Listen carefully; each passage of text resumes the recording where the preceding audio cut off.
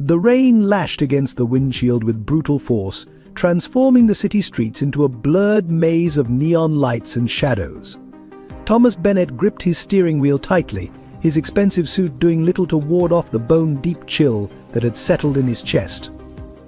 His phone buzzed insistently, another crisis at the company demanding his immediate attention. For 5 years since Sarah's disappearance, work had been his only refuge, but a flash of movement caught his eye.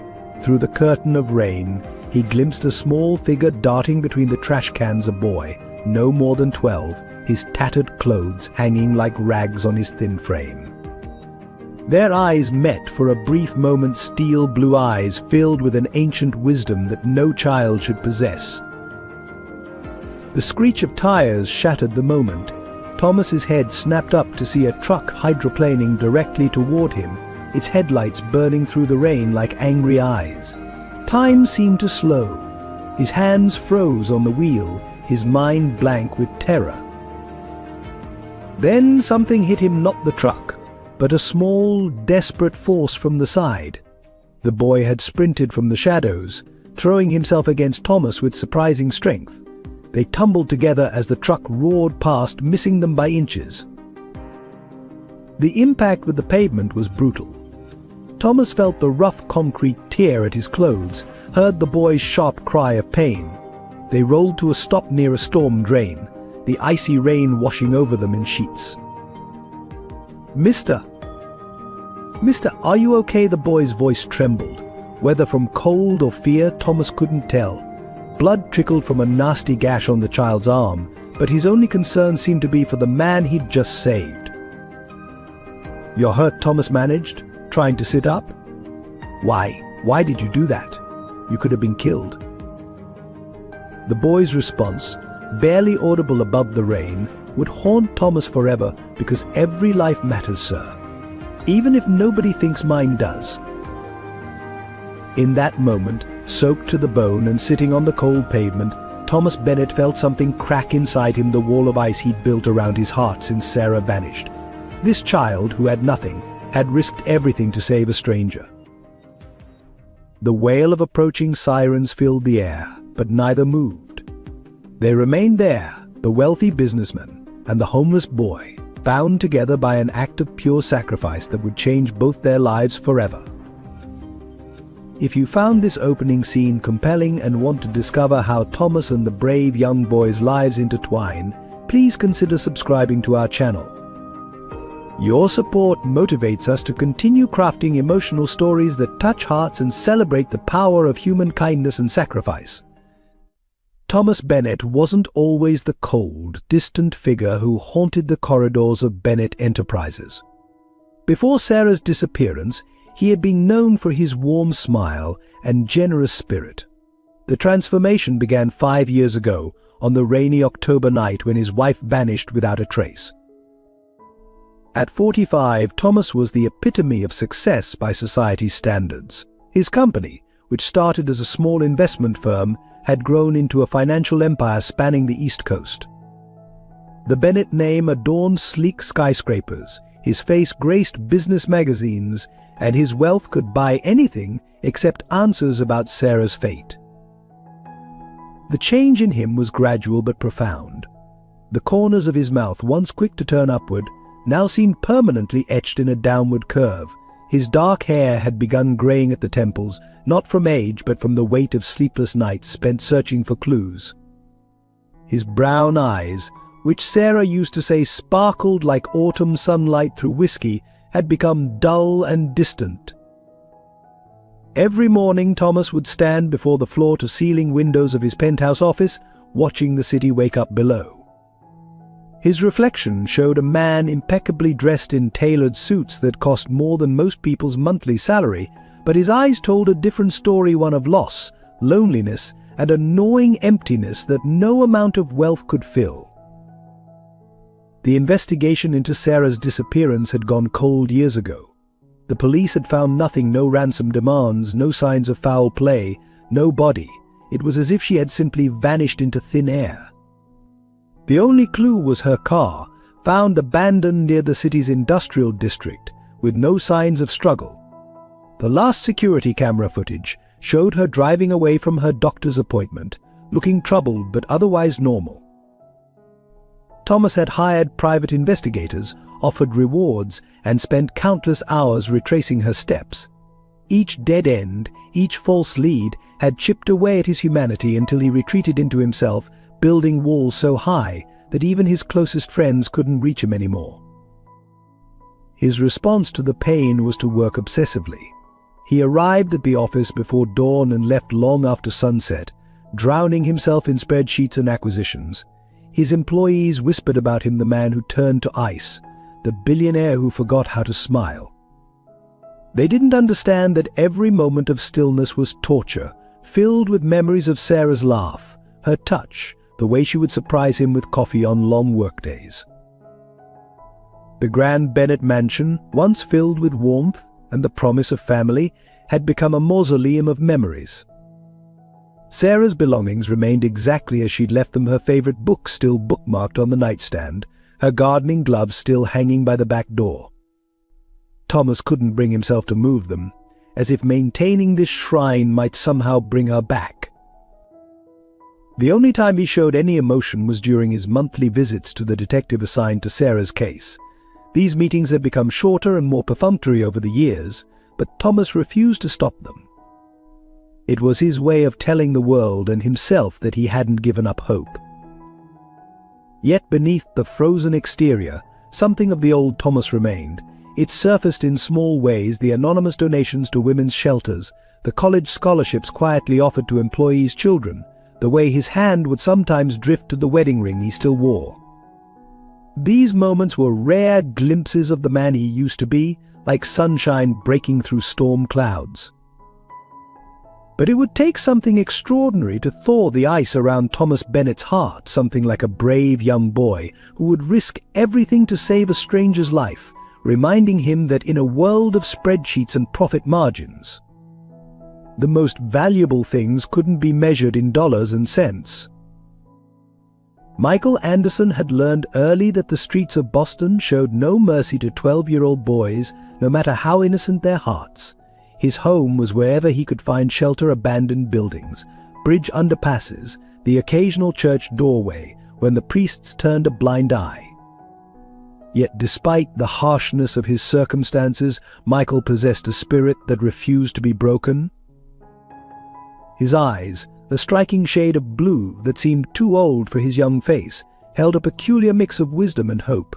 The same hands that deftly picked through dumpsters for food would gently help younger street kids find safe sleeping spots or share his meager findings with elderly homeless people. Even in his darkest moments, Michael maintained an unwavering belief in human kindness. The story of how he ended up on the streets was tragically common yet uniquely heartbreaking. His mother, a single parent struggling with addiction, had disappeared 3 years ago, leaving him in the care of a state system that failed him repeatedly. Foster homes turned out to be places of neglect or abuse, and group homes felt like prisons. After his 5th placement ended in violence, Michael chose the streets over another roll of the system's cruel dice. He had developed an impressive set of survival skills. Michael knew which restaurants would leave edible leftovers, which security guards could be trusted, and which areas to avoid after dark. He'd mastered the art of becoming invisible when necessary and appearing presentable enough to avoid suspicion when he needed to blend in with the regular world. Education remained important to him, even without a school to attend. He would spend hours in the public library, reading everything from medical textbooks to adventure novels. The librarians, touched by his earnest desire to learn, often slipped him sandwiches and turned a blind eye to his unwashed appearance. Michael dreamed of becoming a doctor someday, of helping others who had no one else to turn to. His most prized possession was a worn notebook, protected in a plastic bag, where he kept careful records of the people he encountered, names, conditions, and needs. It was his way of maintaining humanity in a world that treated him as invisible. He had even developed a basic understanding of first aid, becoming an unofficial medic for other street kids. Despite the hardships, Michael never turned to crime or violence. He would rather go hungry than steal, would rather sleep in the cold than join the gangs that occasionally tried to recruit him. This moral compass, unusual for someone who had every reason to be bitter, earned him a reputation among both the homeless community and the social workers who occasionally crossed his path. There was something else that set Michael apart: his ability to read people. He could spot genuine kindness beneath stern exteriors and detect danger behind friendly smiles. This gift had kept him alive more than once, helping him avoid those who would do him harm while finding unlikely allies in his daily struggle for survival. But beneath his mature exterior lay the heart of a child who still yearned for the simplest things: a warm bed, a safe place to call home, someone to say goodnight to. At night, curled up in whatever shelter he'd found, Michael would sometimes allow himself to imagine what it would be like to have a family again. These dreams were his most closely guarded secret, more precious than any material possession. His encounters with other street kids had taught him that hope was dangerous. It could break you faster than any physical hardship. Yet Michael couldn't help but hope. He believed that someday something would change. That belief sustained him through cold nights and empty stomachs, through loneliness and fear. It was this same hope that would lead him to risk his life for a stranger on a rainy night, setting in motion events that would change not only his life, but the lives of everyone he would touch. Sarah Bennett's disappearance had left more questions than answers. At 38, she had been a force of nature, a successful pediatrician, with a heart that seemed too big for one person.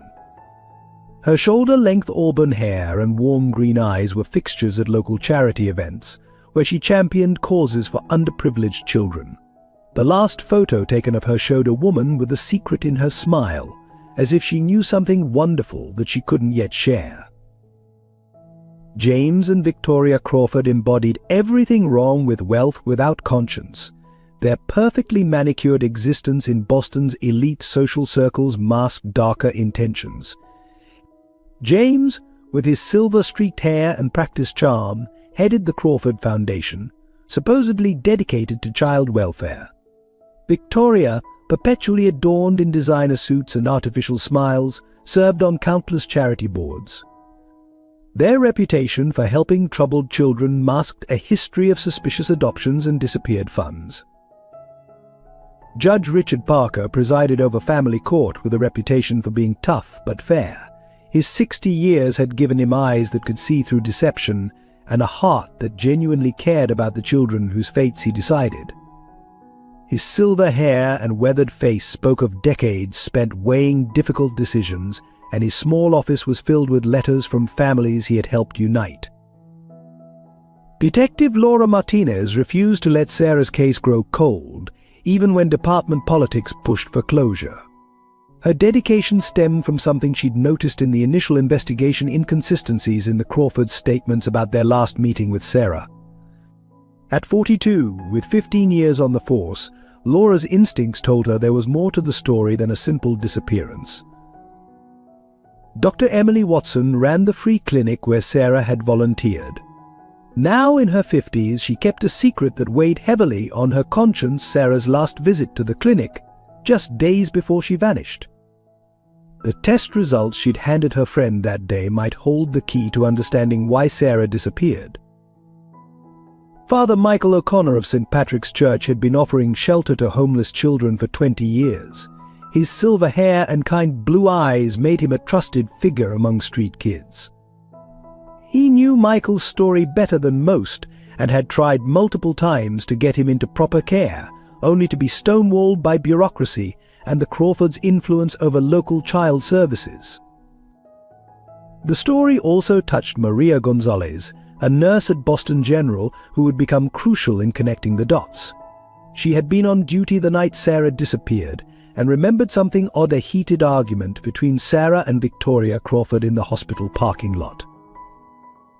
Robert Sullivan, Thomas's childhood friend and now his company's legal counsel, carried his own burden of guilt. He had seen the signs of Sarah's distress in the weeks before she vanished, but had dismissed them as stress from her work. His loyalty to Thomas would be tested as secrets began to surface.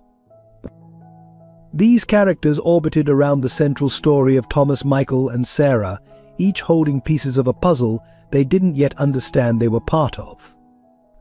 Their lives would interweave in ways none of them could predict, drawn together by fate, choice, and the unshakable bonds of human connection. The stage was set for a story that would challenge their assumptions, test their loyalties, and ultimately reveal that family isn't always about blood. Sometimes it's about the people who choose to stand beside you when the world turns dark. Each of them would play a crucial role in the events about to unfold, their actions rippling out to affect not just Thomas and Michael's lives, but the very fabric of their community's understanding of justice, compassion, and what it truly means to be family. The morning sun barely penetrated the maze of downtown Boston's alleyways as Michael emerged from his makeshift shelter behind a dumpster in the financial district. His few possessions were carefully packed in a worn backpack, a change of clothes from the church donation bin, his precious notebook wrapped in plastic, and a half-empty water bottle. The early hours were crucial for survival. This was when bakeries discarded yesterday's unsold goods, when restaurant workers might be persuaded to share leftover food before the morning rush began. Michael had mapped out every potential food source within walking distance, timing his rounds with precision born of necessity. "Good morning, Mrs. Chen," he called softly to the elderly woman who ran the corner store. She pretended not to see him picking through her dumpster each morning, sometimes deliberately leaving edible items in clean bags. Today he found a slightly bruised apple and a package of day-old sandwiches, a feast by his standards. The city was waking up around him, suits and briefcases hurrying past without a glance in his direction. Michael had mastered the art of invisibility, knowing exactly how to stand so people's eyes would slide right past him. It was a survival skill as important as finding food or safe shelter. His morning routine included checking on other street kids in his unofficial network. Behind the public library, he found Tommy, a 9-year-old who had fled an abusive foster home last week. Michael shared half his sandwich, knowing the younger boy needed it more than he did. "You got to be careful," Tommy Michael advised, watching the younger boy devour the food. "The shelter on 4th Street is safer than sleeping here. The librarians will call social services if they spot you too often." His voice carried the weight of experience, of lessons learned the hard way. By mid-morning, Michael had made his way to his favorite spot, a small alcove near the entrance of Bennett Enterprises. He'd chosen this location carefully. The security guards were less aggressive here, and the well-dressed people entering and exiting the building sometimes dropped change without noticing. More importantly, the building's heating vents provided warmth on cold days. From his vantage point, Michael often watched Thomas Bennett arrive in his expensive car, always alone, always looking troubled, despite his wealth. Something about the man's sadness resonated with Michael. He'd seen the same look in his own reflection, the look of someone who had lost something irreplaceable. "He needs someone," Michael murmured to himself, making a note in his worn notebook. He kept careful observations of the people around him, especially those who seemed as lost as he was. It was his way of staying connected to the world that tried so hard to ignore his existence. The day progressed with its usual challenges. Michael dodged the new security guard who had been trying to clear homeless people from the area. He helped an elderly homeless veteran find his way to the free clinic, knowing doctor. Watson would treat the man kindly. He searched for bottles and cans to recycle, earning enough for a small hot chocolate which he shared with Tommy when their paths crossed again. But today was harder than most.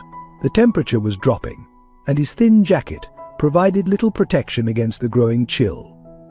His stomach growled constantly, the morning sandwich long since digested.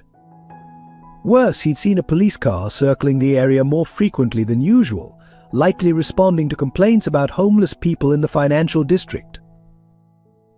As evening approached, Michael found himself counting the hours until the library closed, knowing he'd have to find a new sleeping spot for the night. His usual place behind the dumpster had been fenced off for construction. The shelters were full, and he didn't trust them anyway. Too many stories of abuse and missing kids. Rain clouds gathered overhead, promising a difficult night ahead. Michael pulled his jacket tighter, watching the last office workers hurrying home to warm houses and waiting families. He allowed himself a moment of longing. Quickly suppressed dreams of comfort were dangerous on the streets. They could break your spirit faster than any physical hardship. Yet something kept him going, a stubborn belief that things could change, that kindness still existed in the world. He'd seen it in small ways: Mrs. Chen's deliberate oversight, of edible food, the librarian who pretended not to see him reading medical textbooks all day, Father O'Connor, who never pressured him to stay at the church, but always left the door open. As the first raindrops began to fall, Michael didn't know that his life was about to change dramatically. He couldn't have guessed that his next act of kindness would shatter the invisible walls between his world and Thomas Bennett's, setting in motion events that would transform both their lives forever. Rain pounded the city streets with growing intensity as evening descended on Boston's financial district. The usual crowd of businesspeople had thinned to a few stragglers hurrying home, their umbrellas bobbing like black mushrooms in the growing gloom. Michael huddled in his regular spot near Bennett Enterprises, watching water cascade down the building's glass facade. Thomas Bennett emerged from the building's revolving doors, his phone pressed to his ear, engagement in what appeared to be a heated discussion about stock prices. His normally impeccable appearance showed signs of strain, his tie slightly loosened, his shoulders tense beneath his expensive suit. "The market doesn't wait for sentiment," Richardson Thomas snapped into his phone, striding toward the crosswalk without looking. "Sell those shares before we lose everything." His focus was entirely on the conversation, oblivious to the changing traffic signals and the approaching danger. Michael saw at first the delivery truck hydroplaning around the corner, its wheels losing traction on the rain-slicked street. The driver was fighting for control, but the heavy vehicle was sliding sideways, bearing down on the crosswalk where Thomas stood, still absorbed in his phone call. Time seemed to slow down. Michael's survival instincts screamed at him to stay put, to remain invisible as he'd learned to be. Who would blame a street kid for not risking his life for a wealthy stranger? But something deeper than instinct moved him, the same force that made him share his food with Tommy, that made him help lost souls find the free clinic. "Mr. Bennett!" Michael's shout was lost in a crack of thunder. Without hesitation, he launched himself from his hiding spot, his worn sneakers slipping on the wet pavement as he sprinted toward the businessman. Thomas looked up at the last possible moment, his face registering first annoyance at the interruption, then horror as he saw the truck bearing down on him. The phone slipped from his hand, clattering to the pavement as he stood frozen in the headlight's glare. Michael hit him with all the force his small body could muster, shoving Thomas clear of the truck's path.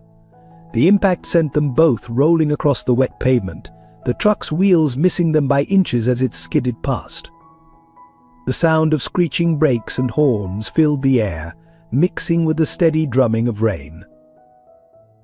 Pain exploded in Michael's arm as they came to a stop near a storm drain.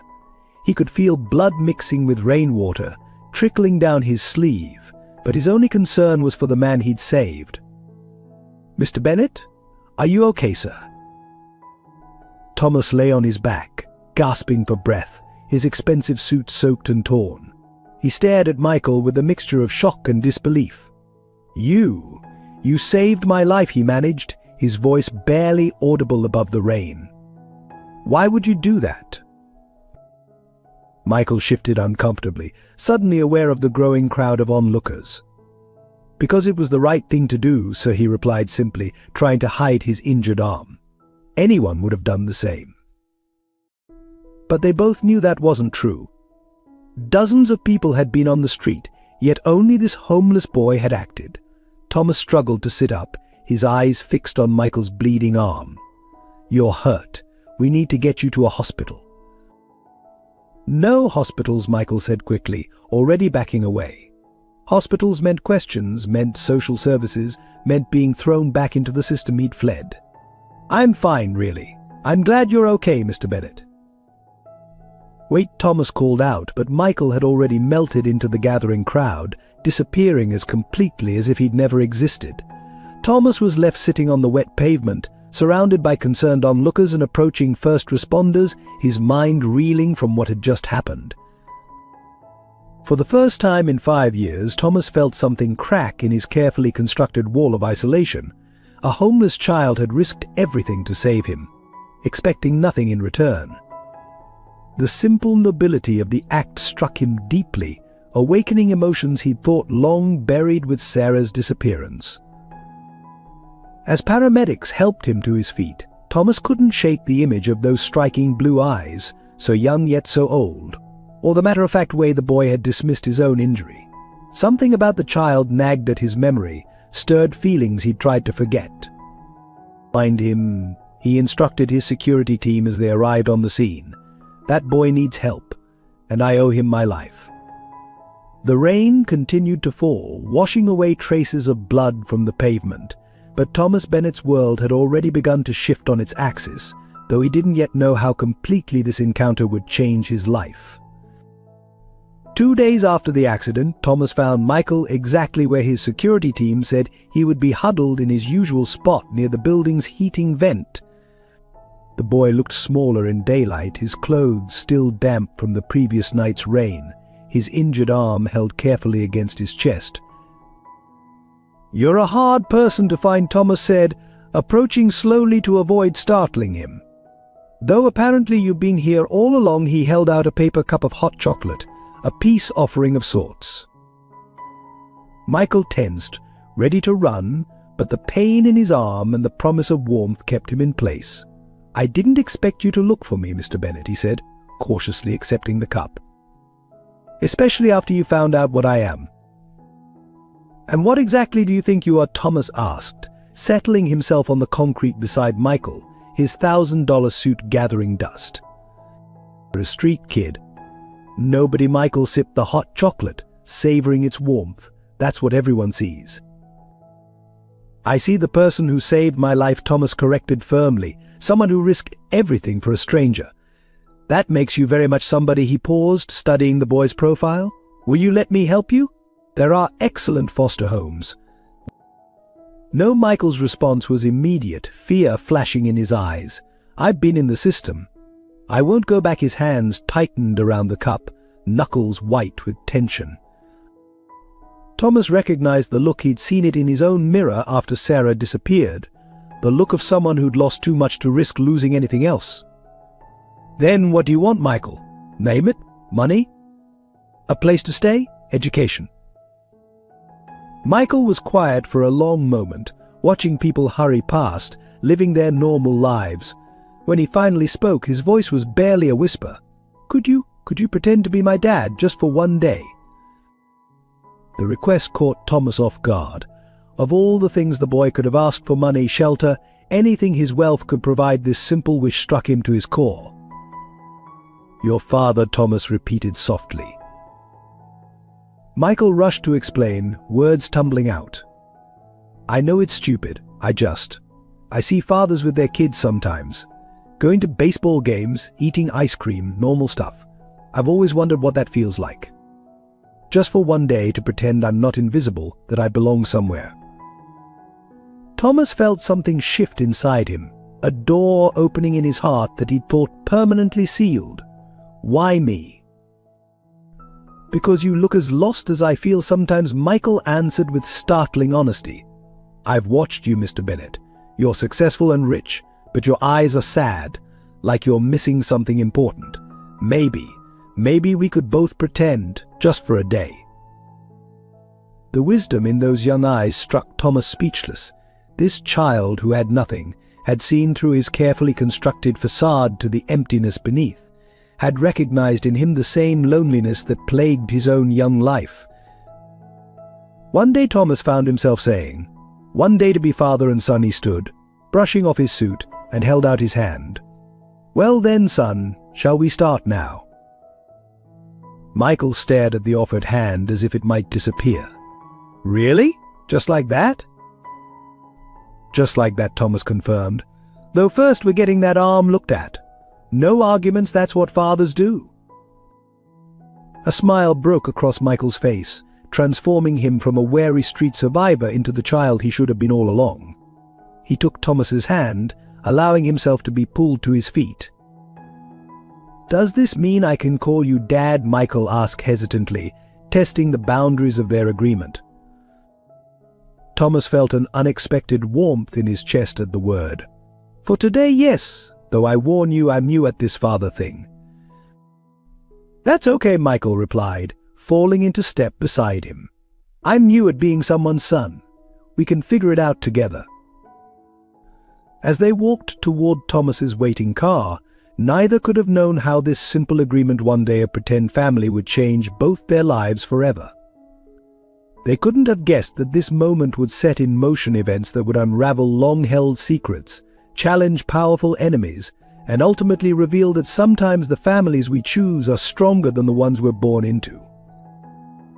For now, they were simply a man and a boy, stepping into roles they'd both dreamed of but never dared hope for, their shadows merging in the morning sun as they walked away from the life of the streets towards something new and unexplored. The sun had barely crested the horizon when Thomas's Bentley pulled up to Michael's usual spot.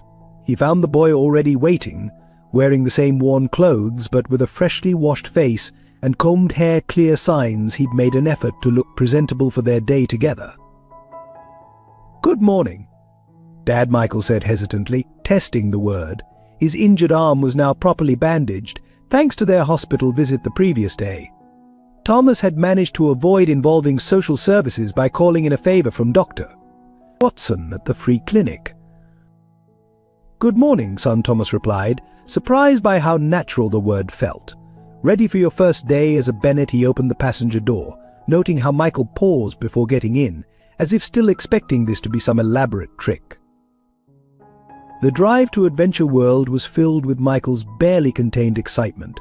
His eyes grew wide as they approached the massive amusement park gates, the morning sun glinting off roller coaster tracks that seemed to touch the clouds. "I've never been to a place like this," Michael admitted, pressing his face against the window. "I used to watch other families go in sometimes. I'd imagine what it was like inside." Thomas felt a pang in his heart. "Well, today we're doing everything. Every ride, every game, every ridiculous carnival food you can think of. That's what fathers and sons do, right?" Their first stop was the park's newest roller coaster, the Thunderbolt. Michael stood at the entrance, trying to mask his nervousness with bravado. "It's really high," he observed, watching the cars hurtle through loops and corkscrews. "We can start with something smaller," Thomas offered, but Michael shook his head. "No, I want to try it. Will you? Will you hold my hand?" Just until we start, the question was barely audible, as if Michael feared asking for this small comfort might break their pretend relationship. Thomas found himself reaching for the boy's hand without hesitation. "That's what dads are for," he said simply.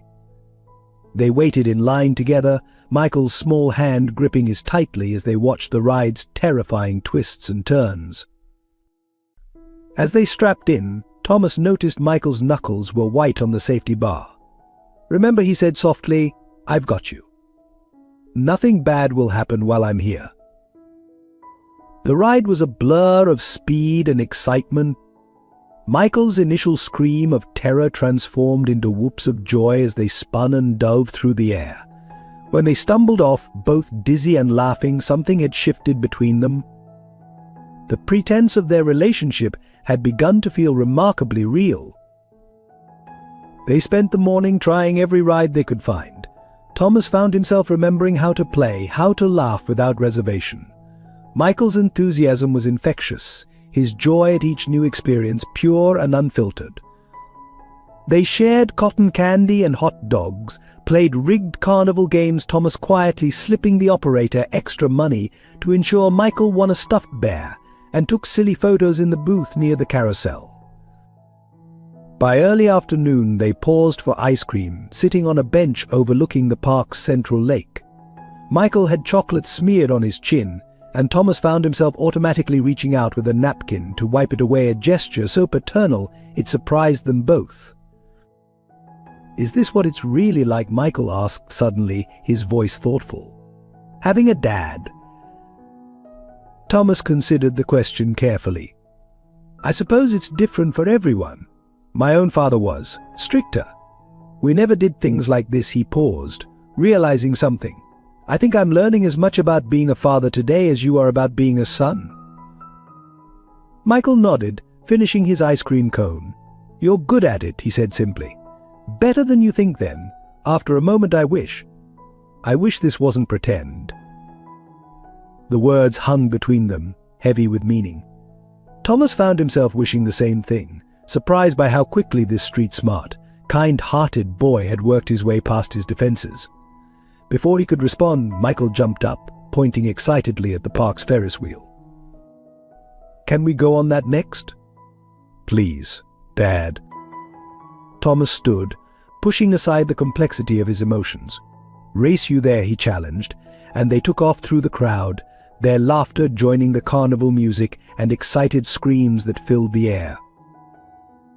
Neither noticed the man watching them from behind a newspaper, speaking quietly into a phone. "Mr. Crawford?" "Yes, I found him. The Bennett man has him." "No, sir. It doesn't look like a simple rescue anymore. There, bonding." "Should I continue surveillance?" The observer's eyes narrowed as he watched Thomas lift Michael onto his shoulders for a better view of the park. "Yes, sir. I understand. This could complicate everything." The accident happened so quickly that neither saw it coming. They were leaving the Ferris wheel, Michael walking backwards as he excitedly described the view from the top, when his foot caught on an uneven patch of pavement. Thomas lunged forward, but he wasn't fast enough to prevent Michael from falling awkwardly, his already injured arm taking the brunt of the impact. The cry of pain that escaped Michael's lips sent ice through Thomas's veins. It wasn't just the sound of physical hurt, it was the fear that accompanied it, the kind of fear that comes from knowing that injury could mean death on the streets. Michael Thomas was on his knees beside the boy instantly, all pretense of their temporary relationship forgotten. "Let me see." "It's okay, son. Let me see." Michael tried to pull away, his survival instincts kicking in. "I'm fine, Mr. Bennett. Really. I should go." "Stop," Thomas commanded, his voice firm but gentle. "You're not running away, and you're not fine. We're getting this checked out properly." He carefully helped Michael to his feet, noticing how the boy swayed slightly, his face pale with pain. The park's first aid station confirmed what Thomas feared: the injury required hospital attention. Michael's previous wound had been aggravated, and there was swelling that worried the medic. Throughout the examination, Michael remained tense, his eyes darting between Thomas and the door. "No hospitals," Michael pleaded as they walked to the car. "They'll call social services. I'll lose everything: my freedom, my spots, my network. The other kids need me." Thomas helped him into the passenger seat, then knelt beside the open door. "Listen to me, Michael. I promise you, I swear to you, that I won't let anyone take you away. But you need medical care. Trust me, just for a little longer." Something in Thomas's eyes must have convinced him, because Michael nodded slightly.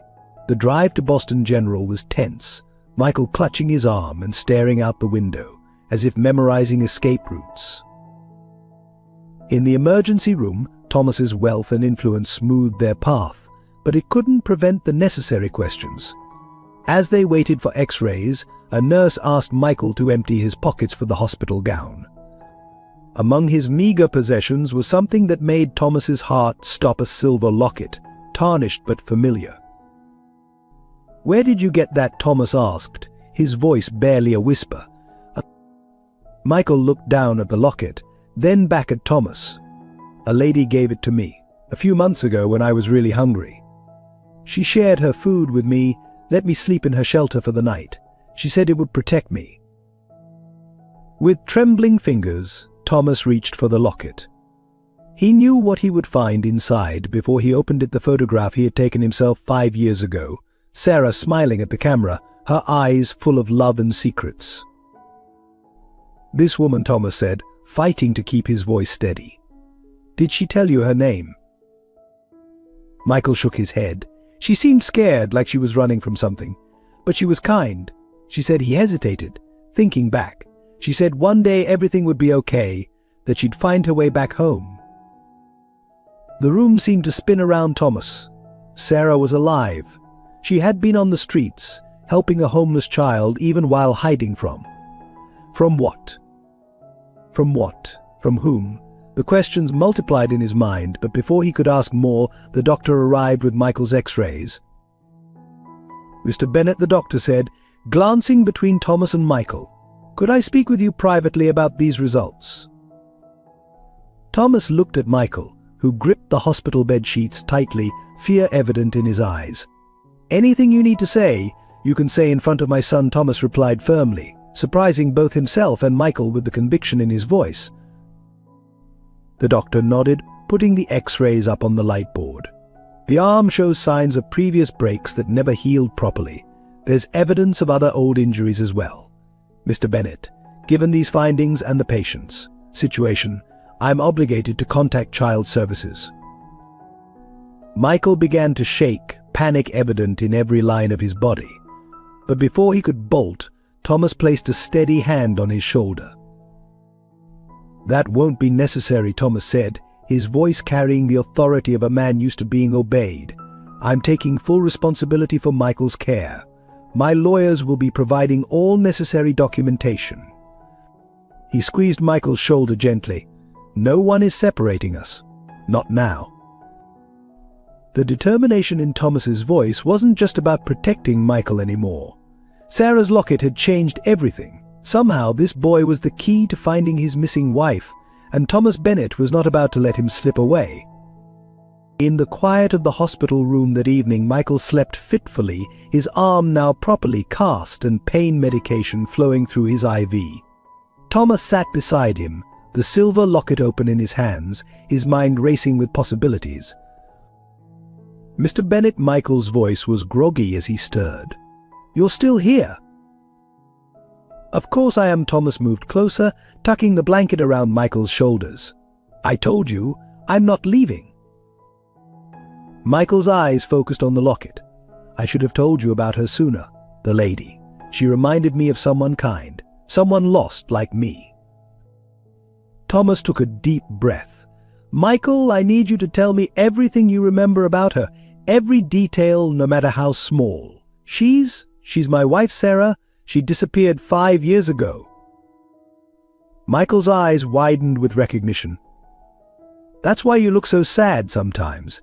You lost her, like I lost my mom." He shifted in the bed, wincing slightly. "She found me behind the grocery store on Mason Street. It was really cold that night." Thomas leaned forward, hanging on every word. "What happened?" "She shared her sandwich with me. Said she couldn't bear to see a child go hungry." Michael's voice grew soft with memory. "Her clothes were old, but you could tell she used to wear nice things. She kept looking over her shoulder like she was scared of something." "Was she hurt? Did she say why she was on the streets?" Michael shook his head.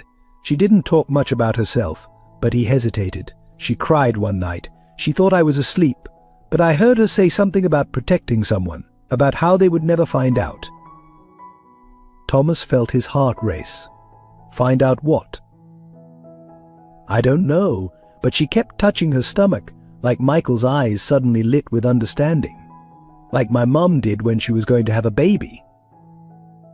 The revelation hit Thomas like a physical blow. Sarah had been pregnant. His missing wife had been carrying their child while living on the streets. But why? What could have driven her to such desperate measures? "There's more," Michael said hesitantly. "The night she gave me the locket, she said something strange. She said, if you ever meet a man named Thomas Bennett, show him this. He'll understand." Thomas stood abruptly, pacing the small room. "She knew we'd meet. Somehow she knew you'd find me." "Is that why you want to help me?" Michael's voice was small, uncertain. "Just because I knew her?" Thomas turned back to the bed, seeing the fear of rejection in Michael's eyes. "No," he said firmly, sitting on the edge of the bed. "I want to help you because of who you are. Finding out about Sarah. That's important, yes, but it doesn't change what's happened between us today." Michael studied Thomas's face, looking for any sign of deception. "Promise." "Promise." Thomas squeezed his good hand. "But Michael, I need your help. We need to find her. She's out there somewhere, probably still in danger with our baby." A noise at the door made them both look up. A nurse stood there, accompanied by a stern-looking woman in a business suit. "Mr. Bennett," the woman said, "I'm Claire Matthews from Child Protective Services. We need to discuss Michael's situation." Michael's hand tightened on Thomas's in panic, but Thomas stood calmly, positioning himself between the bed and the door. "Actually," he said, his voice carrying the weight of certainty, "you need to discuss it with my lawyers. I'm filing for emergency temporary guardianship of Michael. He's not going anywhere." The social worker frowned. "Mr. Bennett, there are procedures." "And we'll follow them all," Thomas interrupted. "But Michael stays with me. He's not just a homeless child anymore. He's our only link to my missing wife, which makes this a police matter as well as a custody issue." Claire Matthews looked between Thomas and Michael, noting their clasped hands, the protective stance Thomas had taken. "This is highly irregular," she began, but Thomas cut her off again. "So is a missing woman living on the streets while pregnant. So is a conspiracy that forced her into hiding. Something bigger is happening here, Ms. Matthews, and separating us now could put both Sarah and Michael in danger." The social worker hesitated, then nodded slowly. 24 hours, Mr. Bennett. You have 24 hours to get your lawyers involved and file the proper paperwork. After that, Thomas said firmly, Michael will be legally under my protection, and we'll find out exactly what happened to my wife. As the social worker left, Michael tugged at Thomas's sleeve. "You meant it? About keeping me?" Thomas looked down at the boy who had saved his life, who had unknowingly carried the key to finding Sarah all this time, and felt the last of his emotional walls crumble. "Yes, Michael, I meant every word." The next 24 hours unfolded in a blur of legal activity within Thomas's penthouse office at Bennett Enterprises. Robert Sullivan, Thomas's childhood friend and head legal counsel, worked tirelessly through the night, surrounded by stacks of documents and empty coffee cups. "Thomas, what you're asking isn't simple," Robert said, rubbing his tired eyes. "Emergency guardianship requires extraordinary circumstances, even with your resources." "We have extraordinary circumstances," Thomas interrupted, pacing the room while Michael slept on the office couch, his injured arm cradled against his chest. "He's connected to Sarah's disappearance. That has to count for something." "It might," Robert admitted, "but the Crawfords have already filed their own petition for custody." Thomas stopped pacing. "The Crawfords?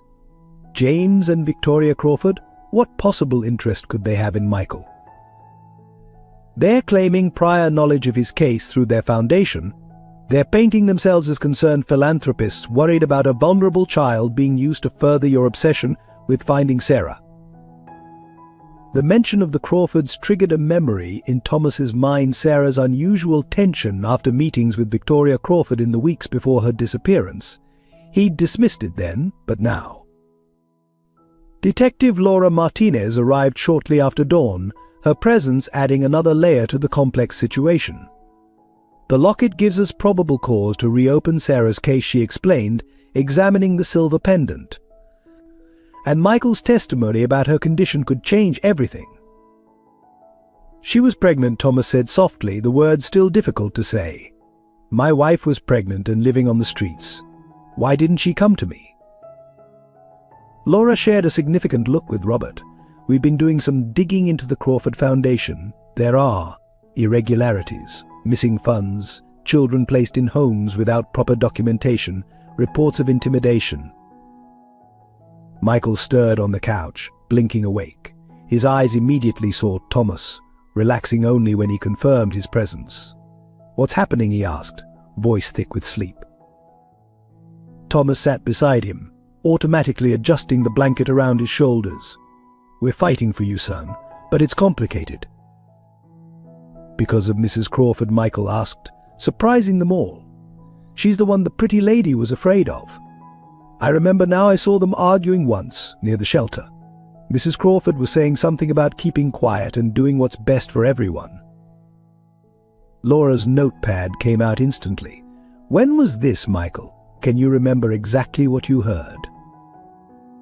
But before Michael could answer, the office door burst open. Victoria Crawford swept in, elegant in designer clothes, her husband James following close behind. Their lawyer, a sharp-faced man named Harrison Wells, completed the invasion. "This is completely inappropriate," Wells announced, questioning a minor without proper representation or child services present. "My son Thomas cut in, his hand protective on Michael's shoulder, is not being questioned. He's helping find his mother." Victoria's perfectly composed face showed a flicker of something. "Fear, anger," his mother, she said smoothly. "Thomas, dear, you can't seriously believe this street urchin has any connection to Sarah. You're letting your guilt over her disappearance cloud your judgment." Michael pressed closer to Thomas, but his voice was steady when he spoke. "I remember you.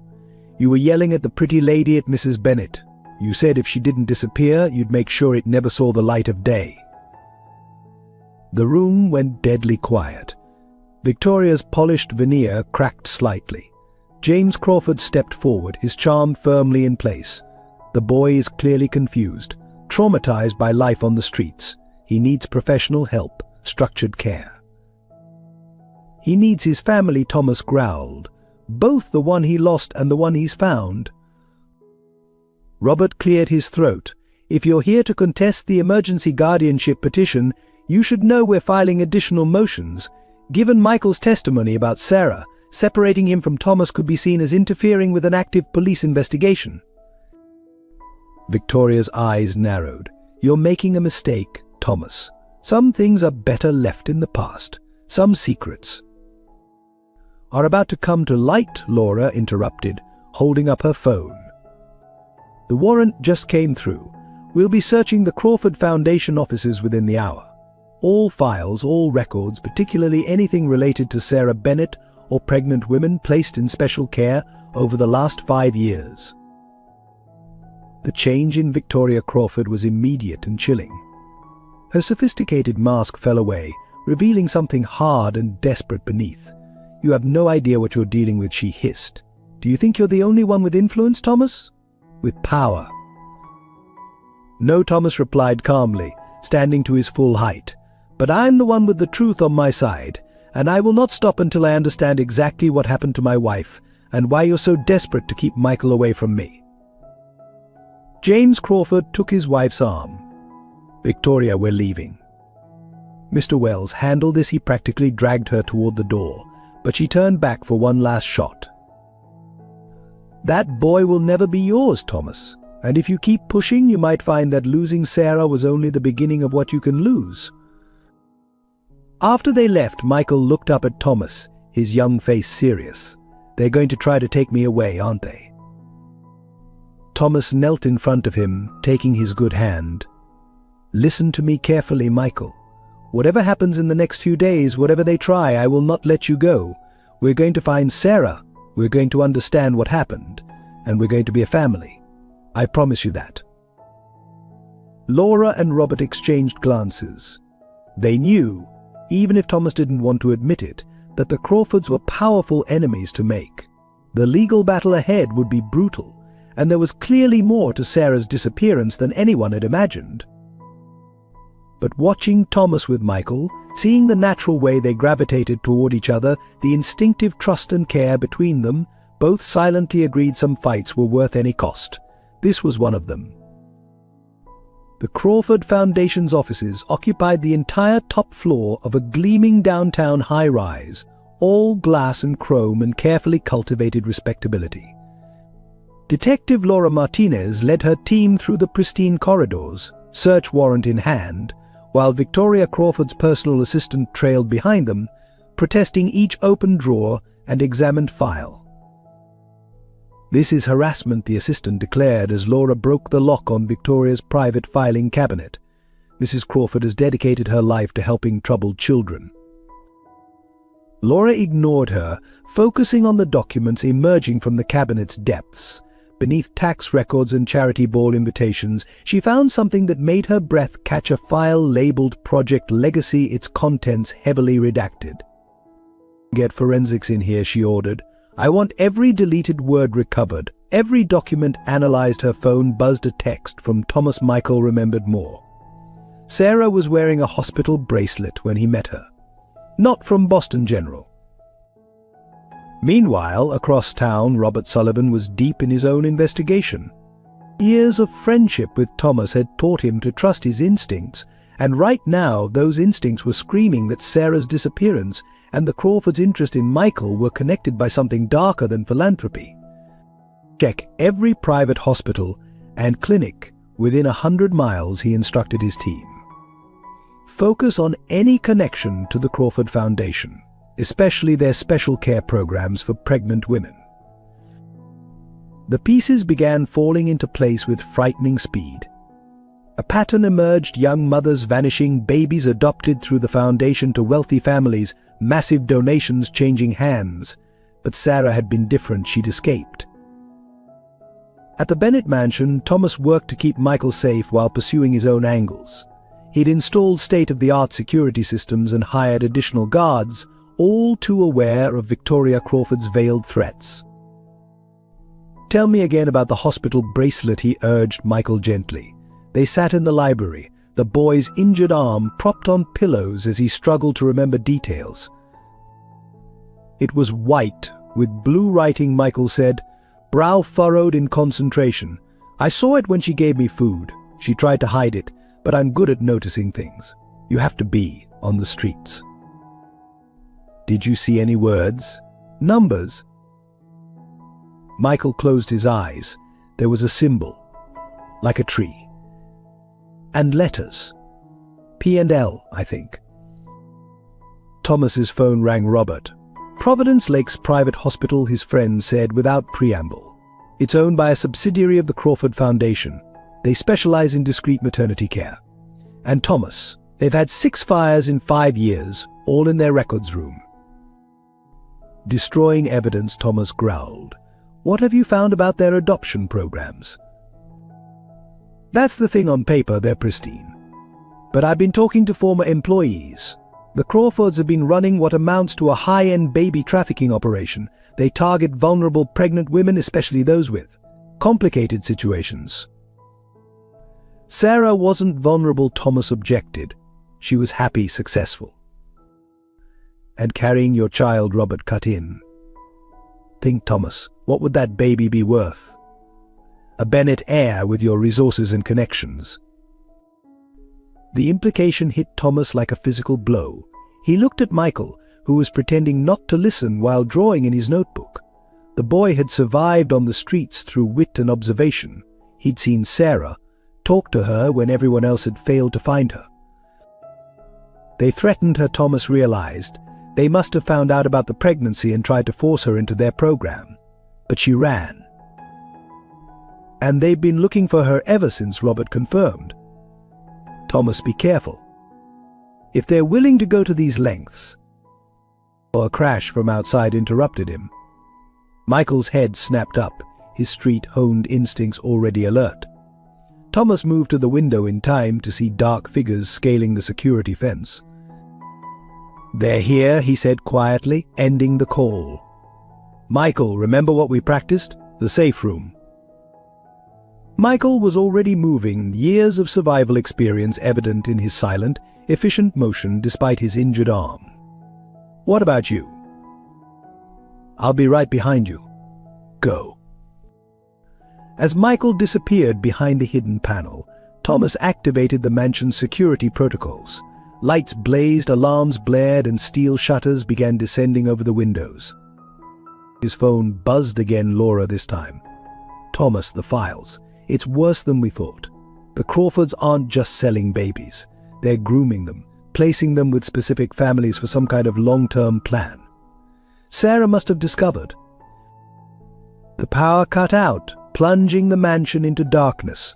Thomas's security system had backup generators, but the momentary blackness sent a chill down his spine. They're not here for Michael, he realized, speaking into the phone's darkness. Not just for him anyway. They're here to silence us before we can expose everything. Laura's voice was tight with urgency. Hold them off. Backup is coming. And Thomas? We found something else. Sarah left a message hidden in the Foundation's files. It's addressed to you, dated just last week. The first window shattered before she could say more. Thomas dropped the phone, moving silently toward the safe room.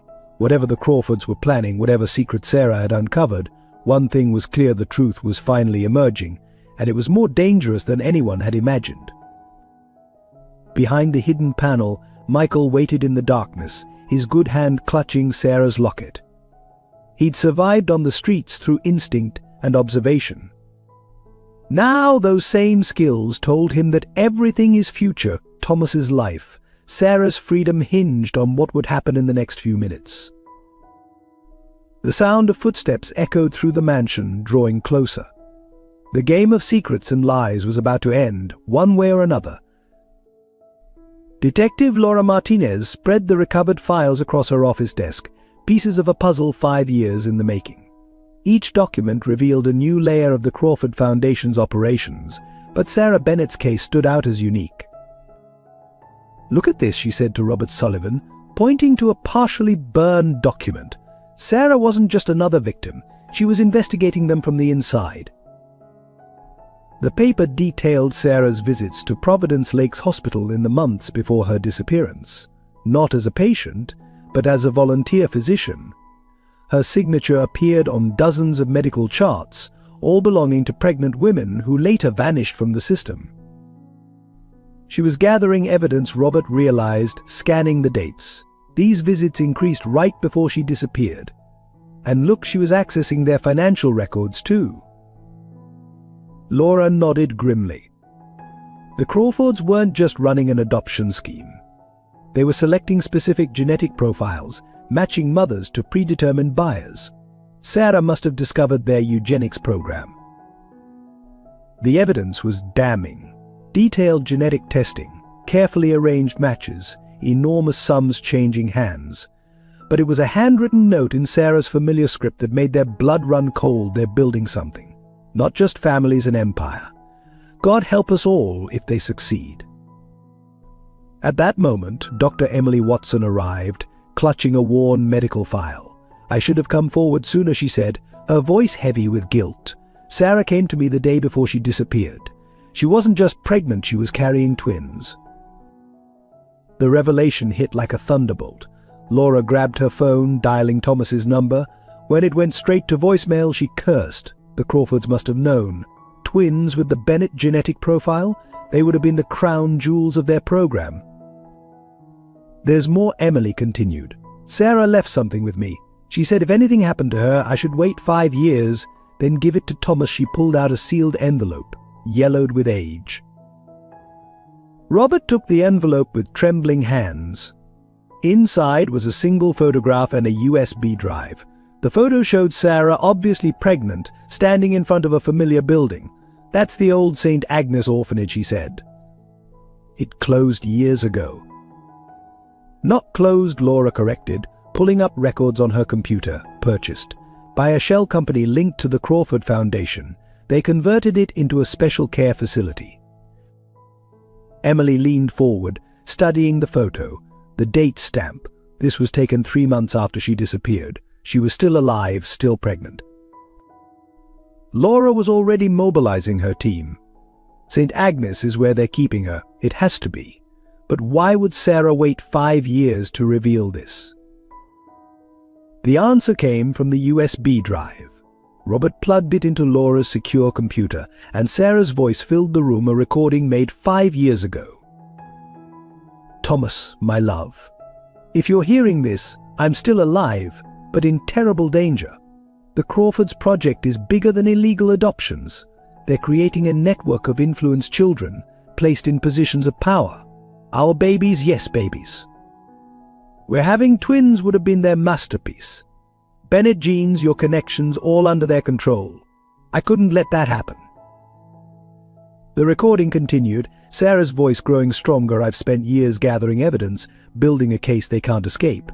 But I needed time for the children they've placed to grow older, to be beyond their reach when this breaks. Time for the right person to find you, to help you understand.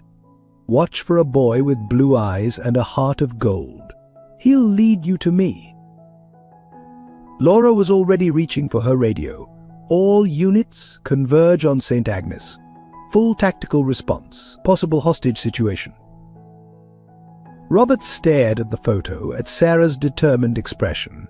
She planned this. All of it. Even Michael. Not Michael, Emily interjected. That was fate. Sarah couldn't have known he'd saved Thomas's life. But she knew someone would come, someone who could break through Thomas's walls and help him see the truth. The office erupted into activity as Laura's team prepared for the raid.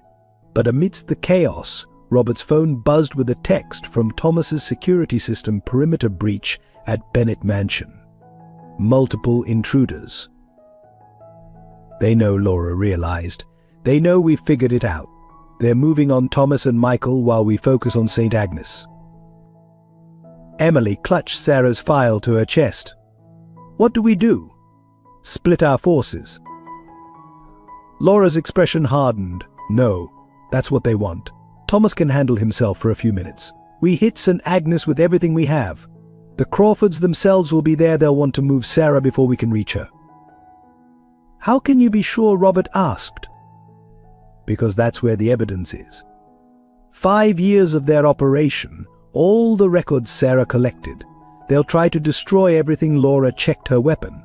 And because Sarah's message mentioned twins, but Michael only ever saw her with one baby. The implications hung heavy in the air. Somewhere in that converted orphanage, Sarah Bennett was still holding on to secrets and possibly to one of her children. The next few hours would determine not just her fate, but the future of countless families touched by the Crawfords' twisted vision. As Laura's team moved out, Robert made one last call to the backup security team he'd stationed near the Bennett mansion. Thomas and Michael are the bait, he said grimly. The Crawfords want us divided. Don't let them succeed. The pieces were finally in place. 5 years of patience, planning, and pain were about to culminate in one night of revelation and reckoning. Sarah's gambit, her sacrifice to protect not just her own children, but all the children caught in the Crawfords' web, was approaching its endgame. The safe room in the Bennett mansion was designed to be impenetrable, but Michael knew better than anyone that no fortress was truly unbreakable. Years on the streets had taught him that there were always weak points, always ways in or out. Mr. Bennett, he whispered into the darkness.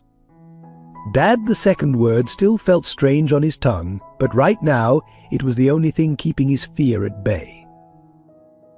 The sounds of intruders echoed through the mansion's halls, footsteps, whispered commands, the occasional crash of something valuable being knocked over.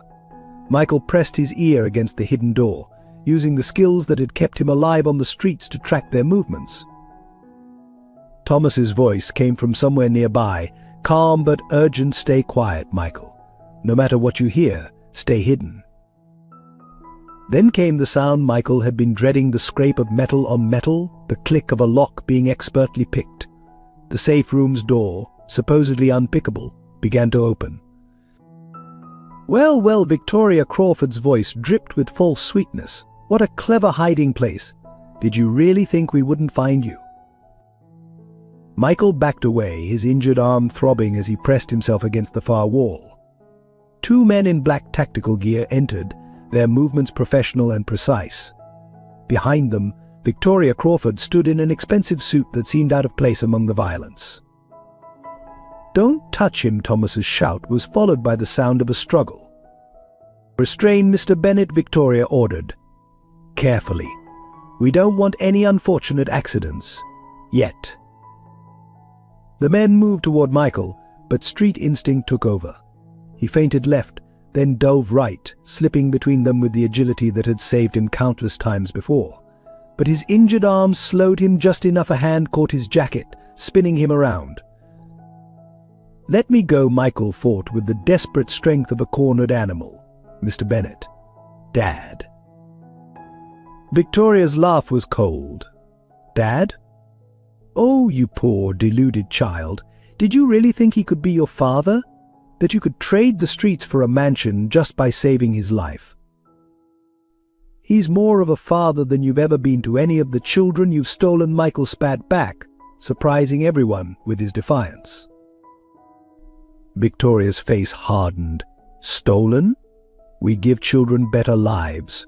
We place them where they can serve a greater purpose, just like your friend Sarah's babies will." Michael went still. "You know where she is." "Of course we do. We've always known. Just like we've known about you, watching our operation, seeing things you shouldn't. Did you think it was coincidence that you were there to save Thomas?" The revelation hit Michael like a physical blow. You were watching me. And for months. Ever since Sarah made the mistake of trusting you, we knew you'd lead us to her eventually. And now you have through Thomas. It's all worked out perfectly. Thomas's voice rang out, fierce with protective rage if you hurt him. Hurt him, Victoria smiled. "Mr. Bennet, we're going to give him exactly what he wants, a family. Just not yours." She nodded to her men. One of them produced a syringe, its contents gleaming in the dim light. "No!" both Thomas and Michael shouted at once. Michael fought harder, but adult strength won out. The needle stung, and warmth began spreading through his veins. His last conscious sight was Thomas breaking free from his captors, reaching for him with desperate hands. "Dad," he mumbled as darkness took him. "Find Sarah." When Michael awoke, he was in a sterile room that smelled of antiseptic. Through the haze of sedation, he heard voices arguing outside his door.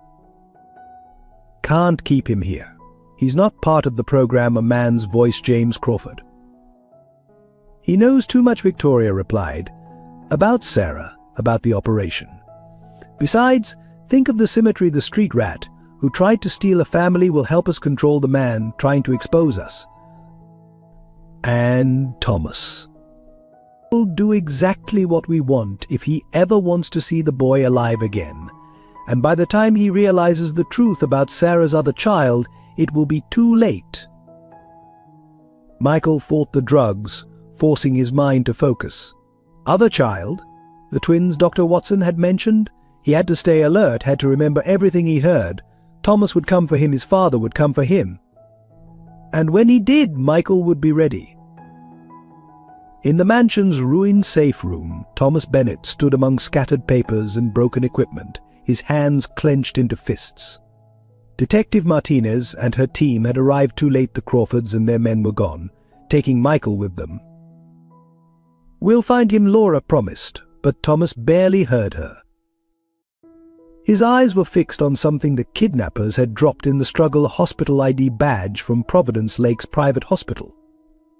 The same hospital where Sarah had disappeared, where she had uncovered the Crawfords' horrific breeding program. "They took my son," Thomas said, his voice deadly quiet. "They took my boy to force my cooperation, just like they took my wife to steal my children." Laura touched his arm. "Thomas, there's more. The raid on St. Agnes Sarah left another message. The Crawfords didn't just want your genes for their program. They wanted your pain. They've been orchestrating this for years, pushing you to the breaking point." "Why?" "Because broken men are controllable. They wanted you desperate enough to do anything to get your family back, including signing over control of Bennett Enterprises to their shell companies." Thomas straightened, a dangerous light in his eyes. "Then they don't know me very well. They think they've broken me? They'd just removed the last reason I had to play by the rules." He picked up Sarah's locket from where it had fallen in the struggle, running his thumb over its tarnished surface. "Call Robert. Call every contact we have. I want the full resources of Bennett Enterprises focused on one goal: burning the Crawfords' empire to the ground and finding my family." Laura nodded grimly. "What about their blackmail? The evidence they claim to have? Let them release it. Let them try to destroy my reputation.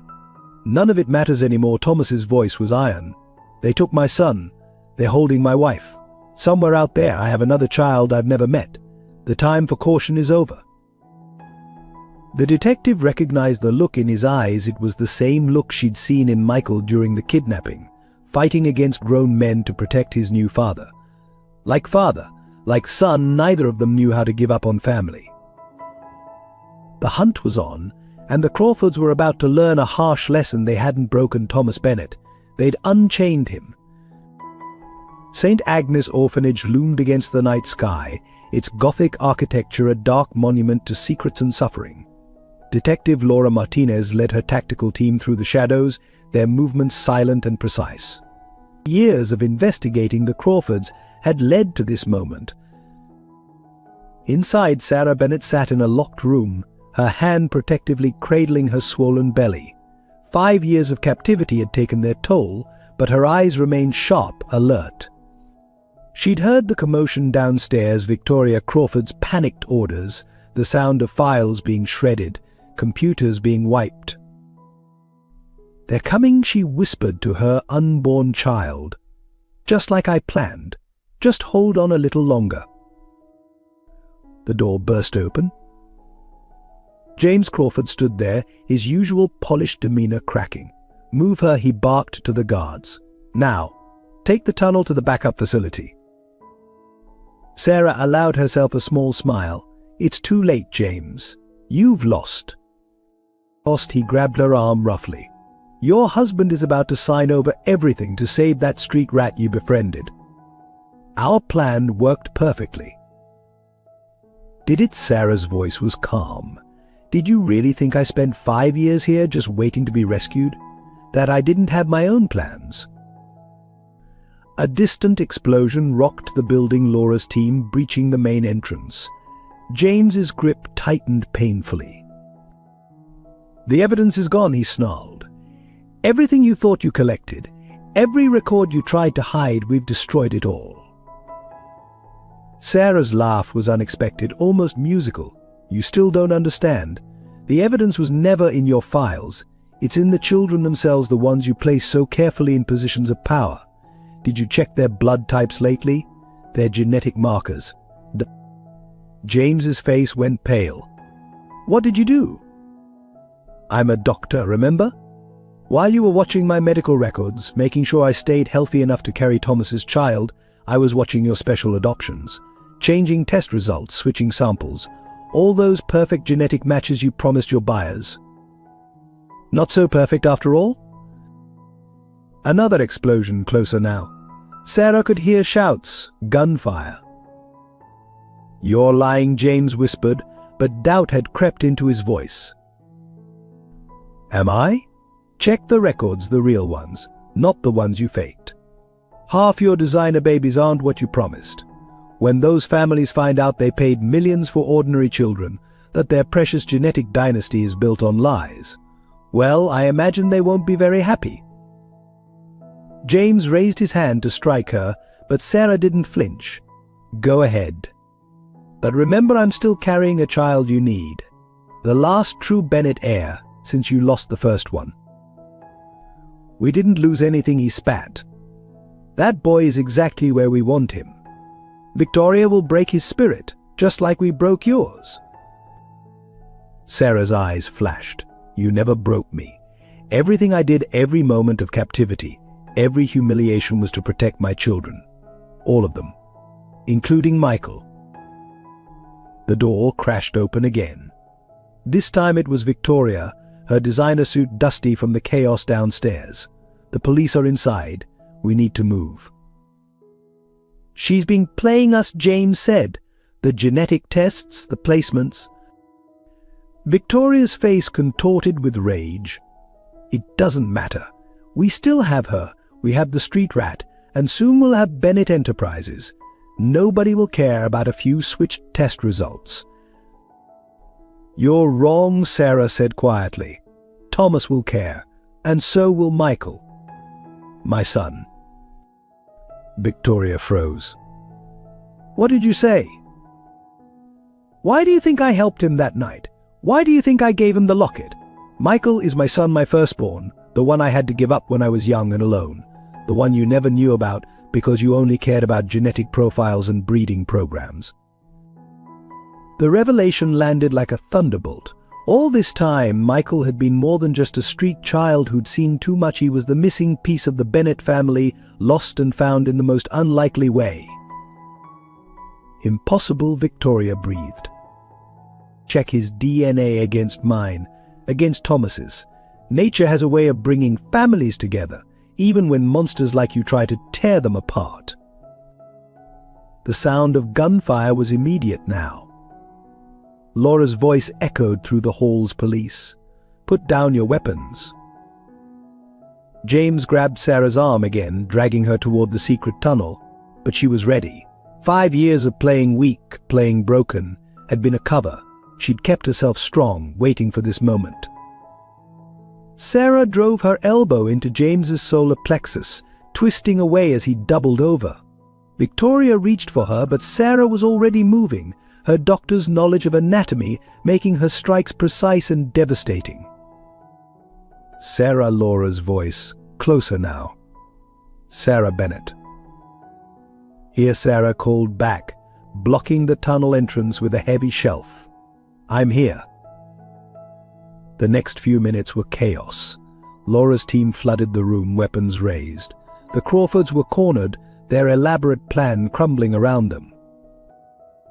As handcuffs clicked into place, Sarah faced her captors one last time. You wanted to create a dynasty? You should have remembered real family isn't about genetics.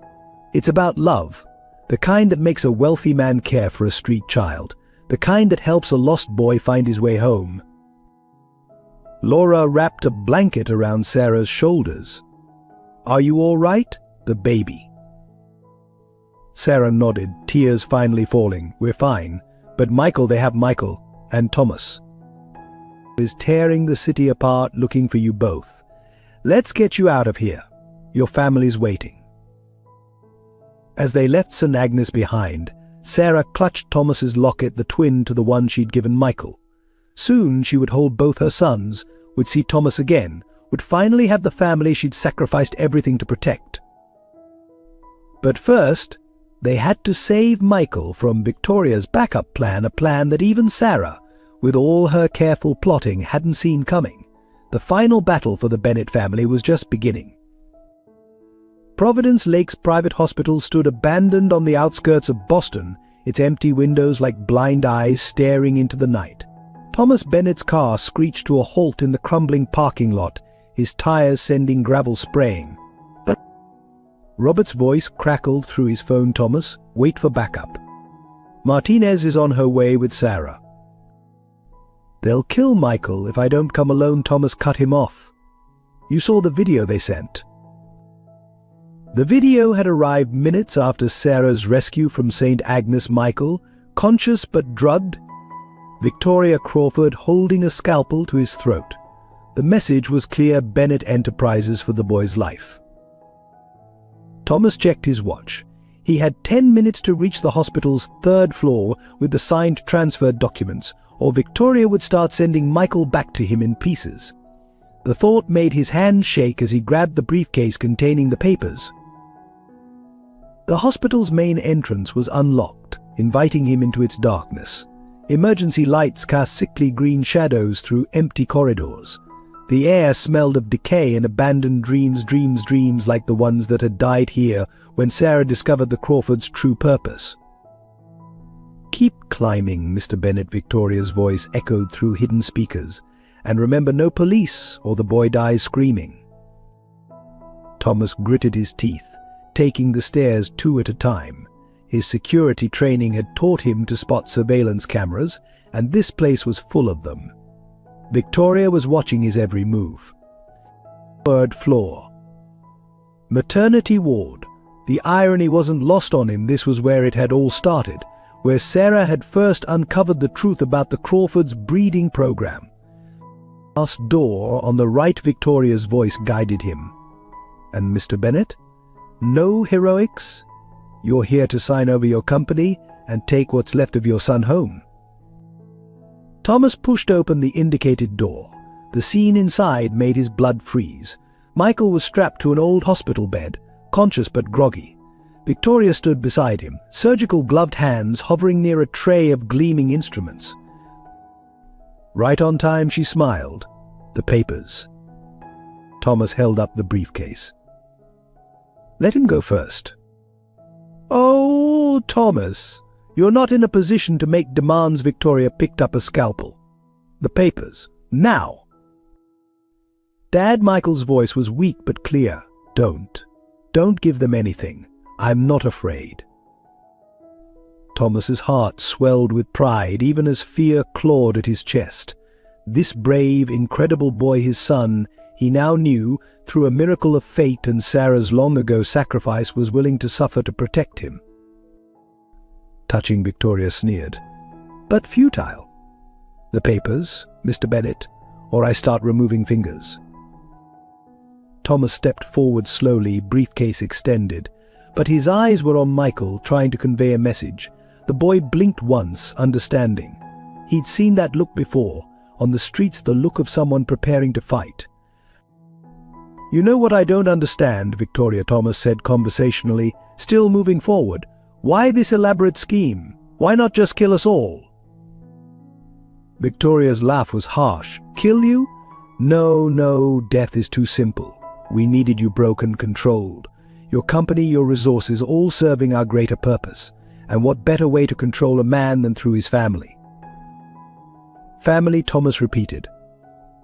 "Like the family you tried to steal from Sarah? The children you've been breeding and selling?" "We're creating a better world," Victoria snapped. "Placing the right children with the right families, building a network of influence that will span generations. Your genes, your wealth, they were supposed to be the cornerstone. Instead," Thomas said softly, "you've lost everything.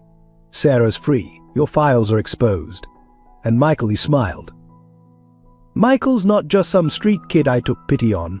He's my son, Sarah's son. The one she had to give up years ago before she met me. The one who found his way home despite everything you did to prevent it." Victoria's composure cracked. The scalpel trembled in her hand. "You're lying." "DNA doesn't lie. Check your own records, the ones Sarah didn't alter. Michael has Bennet blood. All this time you thought you were manipulating us, but Sarah was the one playing the long game." As he spoke, Thomas had continued moving forward, drawing Victoria's attention. She didn't notice Michael working at his restraints, using skills learned on the streets to slip free. "Enough," Victoria raised the scalpel. "Sign the papers, or..." Michael moved faster than anyone would have thought possible in his drugged state. He rolled off the bed, taking the instrument tray with him. The crash startled Victoria, giving Thomas the opening he needed. He lunged, catching her wrist as she slashed with the scalpel. They grappled, years of rage and pain behind every move. Victoria fought with the desperate strength of someone seeing their life's work crumble, but Thomas had something stronger driving him: love for his family, finally whole after so many years. The scalpel clattered to the floor. Victoria reached for something in her pocket, a syringe, but Michael was there, sweeping her legs out from under her with a street fighter's precision. She went down hard as police sirens filled the air. Laura's voice boomed through a megaphone outside Victoria Crawford. "The building is surrounded. Surrender now." Victoria began to laugh, a broken sound. "You think this is over? Our network runs deeper than you can imagine. The children we've placed, the families we control, are all being contacted as we speak." Sarah's voice came from the doorway. She stood there, beautiful despite her ordeal, one hand protectively over her pregnant belly. "Every family, every child. The truth about their origins, about your lies. It's over, Victoria." Thomas helped Michael to his feet, holding him close as Sarah rushed to embrace them both. Their family, fractured and scattered for so long, was finally reunited. Victoria watched them with hatred burning in her eyes. "You'll never prove anything. We destroyed all the records." Sarah smiled. "I wasn't trying to prove what you did. I was making sure you couldn't do it anymore. The families you deceived will do that job for us." As Laura's team flooded the room, taking Victoria into custody, Thomas held his wife and son, marveling at the threads of fate that had brought them together. Michael, drowsy but determined, reached for Sarah's hand. "I knew," he mumbled. "Somehow, when you helped me on the streets, I knew you were special. Like family." Sarah kissed his forehead, tears falling. "You were always loved, always meant to find your way back to us. Both of you," she added, looking at Thomas. "My boys." Together, they walked out of Providence Lakes Hospital, leaving behind the darkness of the past and stepping into the light of a future they would shape together. The room they kept Michael in was clinically white, sterile, and utterly terrifying. Through the haze of drugs they kept pumping into his system, he tried to maintain his grip on reality, falling back on survival skills learned from the streets. Observe, remember, wait for an opening. Victoria Crawford visited daily, her designer heels clicking on the tile floor like a death knell. She'd sit beside his bed, speaking in that honey-poisoned voice about his new purpose in their grand plan. "You're special, Michael," she would say, adjusting his IV drip with manicured hands. A street rat who captured Thomas Bennett's heart. The perfect leverage. But you could be so much more if you cooperate. The drugs made it hard to think, hard to resist. They showed him videos of Thomas signing papers, of Sarah being held at St. Agnes, carefully edited to break his spirit. But Michael had learned early that hope was sometimes all you had, and he clung to it fiercely. "He'll come for me," Michael would mumble through cracked lips. "My dad will come."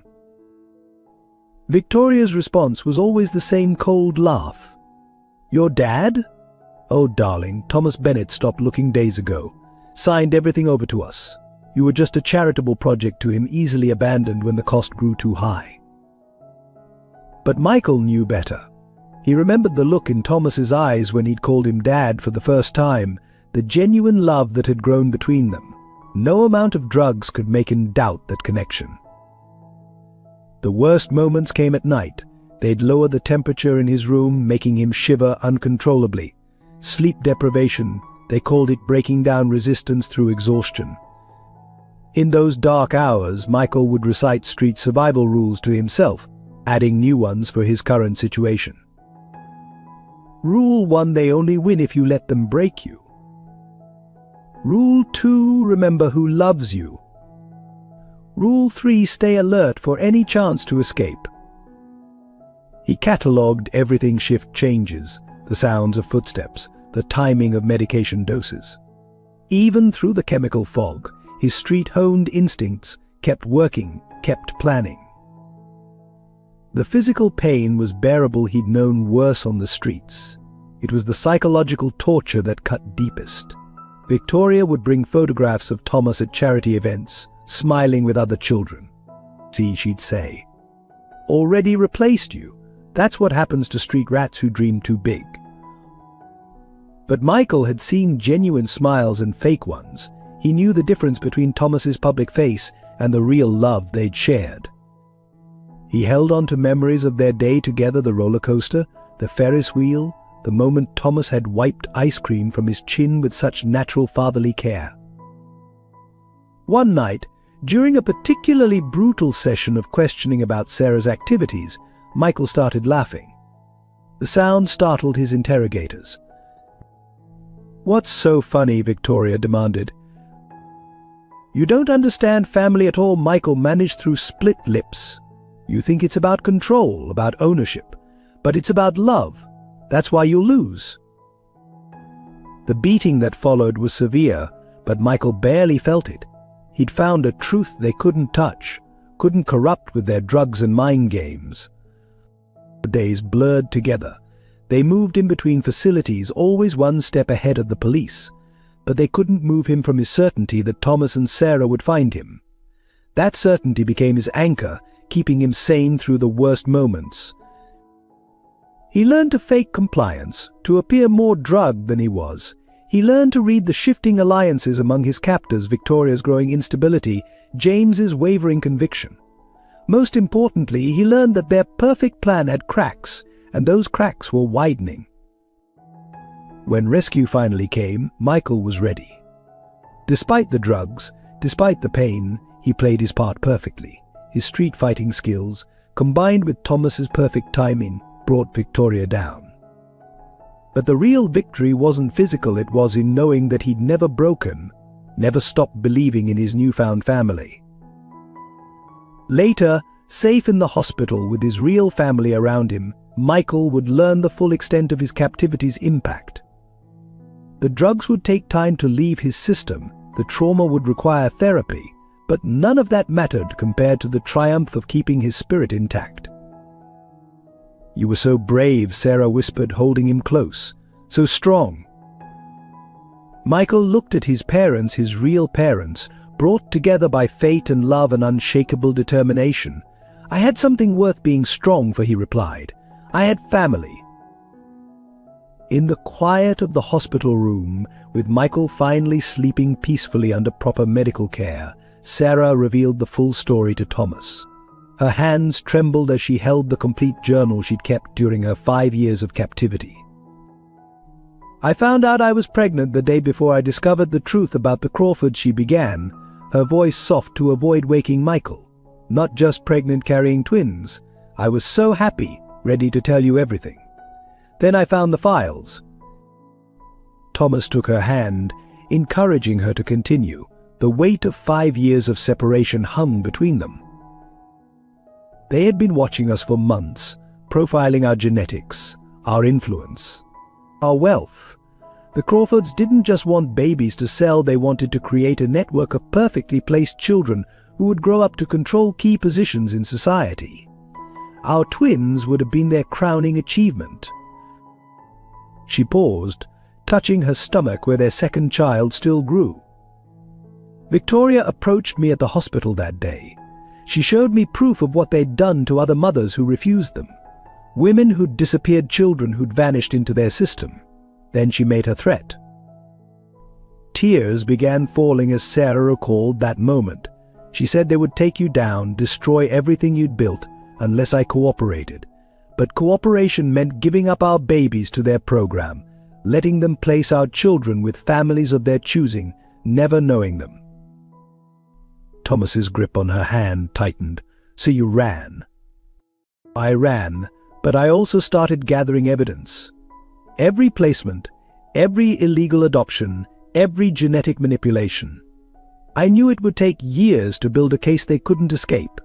Years during which I couldn't contact you, couldn't risk them hurting you or our children." She turned to look at Michael's sleeping form. "Then I found him on the streets. This brave, beautiful boy with your determination and my heart. I didn't know then that he was the baby I'd given up years before, during my residency, but something in me recognized him." "Why didn't you tell him who you were?" Thomas asked gently. Sarah wiped away tears. "Because I knew the Crawfords were watching him, using him to track me. I could only help him in small ways, give him the locket, hope that somehow he would find his way to you." "And he did, he saved your life." The weight of her sacrifice pressed down on them both. 5 years of isolation, of watching her family from afar, of carrying the burden of terrible knowledge alone. "The hardest part," she whispered, "was seeing you both suffering and not being able to reach out. Watching you withdraw into yourself, Thomas. Seeing Michael struggle on the streets. Every day I wanted to run to you both, but I knew if I did, the Crawfords would destroy everything." Thomas pulled her into his arms, careful of her pregnant belly. "You sacrificed everything to protect us, to expose their crimes." "I sacrificed years with my family," Sarah corrected, her voice breaking. "Years we can never get back. Michael's childhood, your happiness, our life together. Was it worth it?" As if in answer, Michael stirred in his sleep, mumbling, "Mum, Dad." Sarah moved to his bedside, smoothing his hair back. "Yes, sweetheart, we're here." "Not going anywhere?" he asked drowsily, still affected by the medication. "Never again," Sarah promised, her voice firm despite her tears. "We're staying right here." After Michael drifted back to sleep, Sarah turned to Thomas. "The Crawfords' network is exposed now. Their perfect families are learning the truth. But the cost." "The cost was high," Thomas acknowledged. "But look what we gained. Our son found his way home. Our second child will be born into freedom. And you, Sarah, you didn't just save our family. You saved countless others from the Crawfords' manipulation." Sarah leaned into his embrace, watching Michael sleep. "I kept telling myself that every day in that place, that the pain would be worth it if I could just protect our children, expose the truth, find my way back to you." "You did more than find your way back," Thomas murmured. "You brought our whole family together.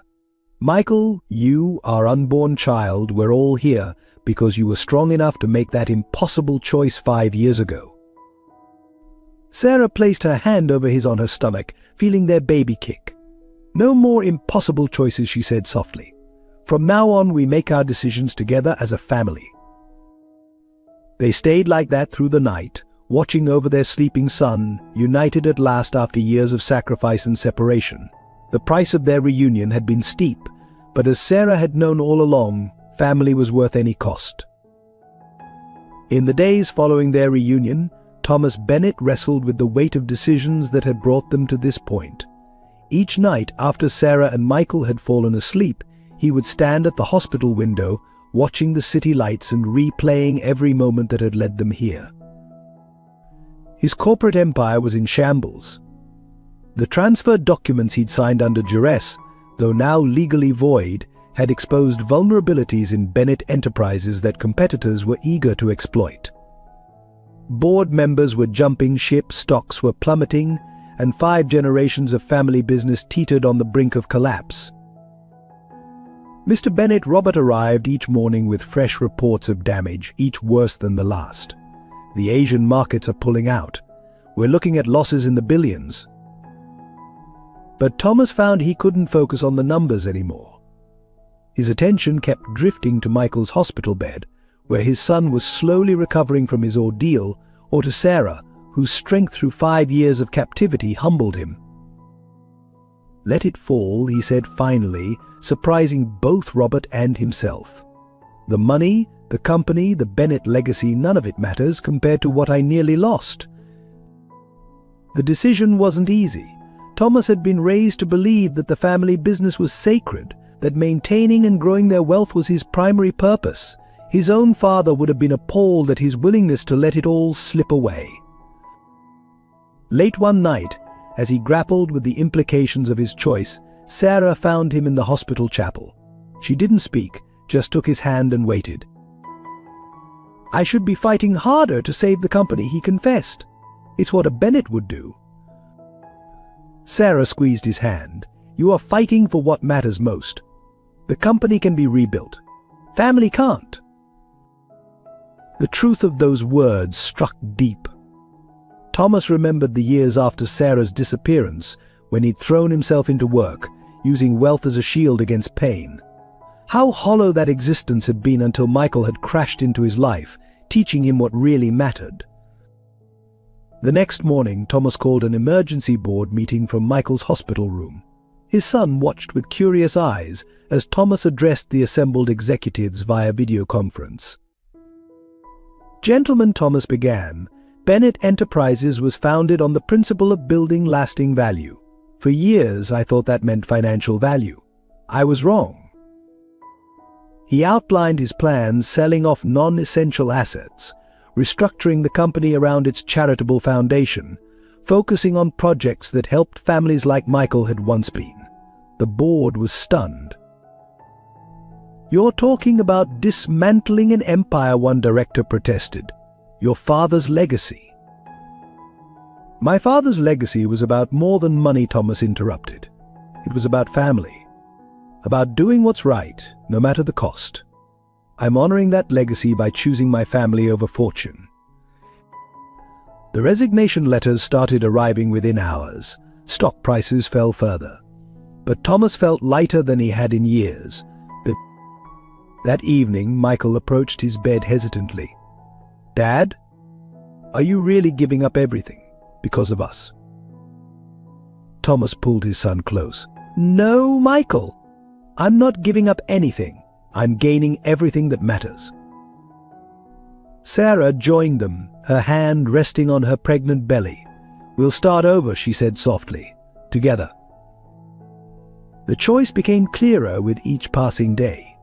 As Michael grew stronger, as Sarah's pregnancy progressed normally, as their family bonds deepened, Thomas realized that his sacrifice wasn't really a sacrifice at all.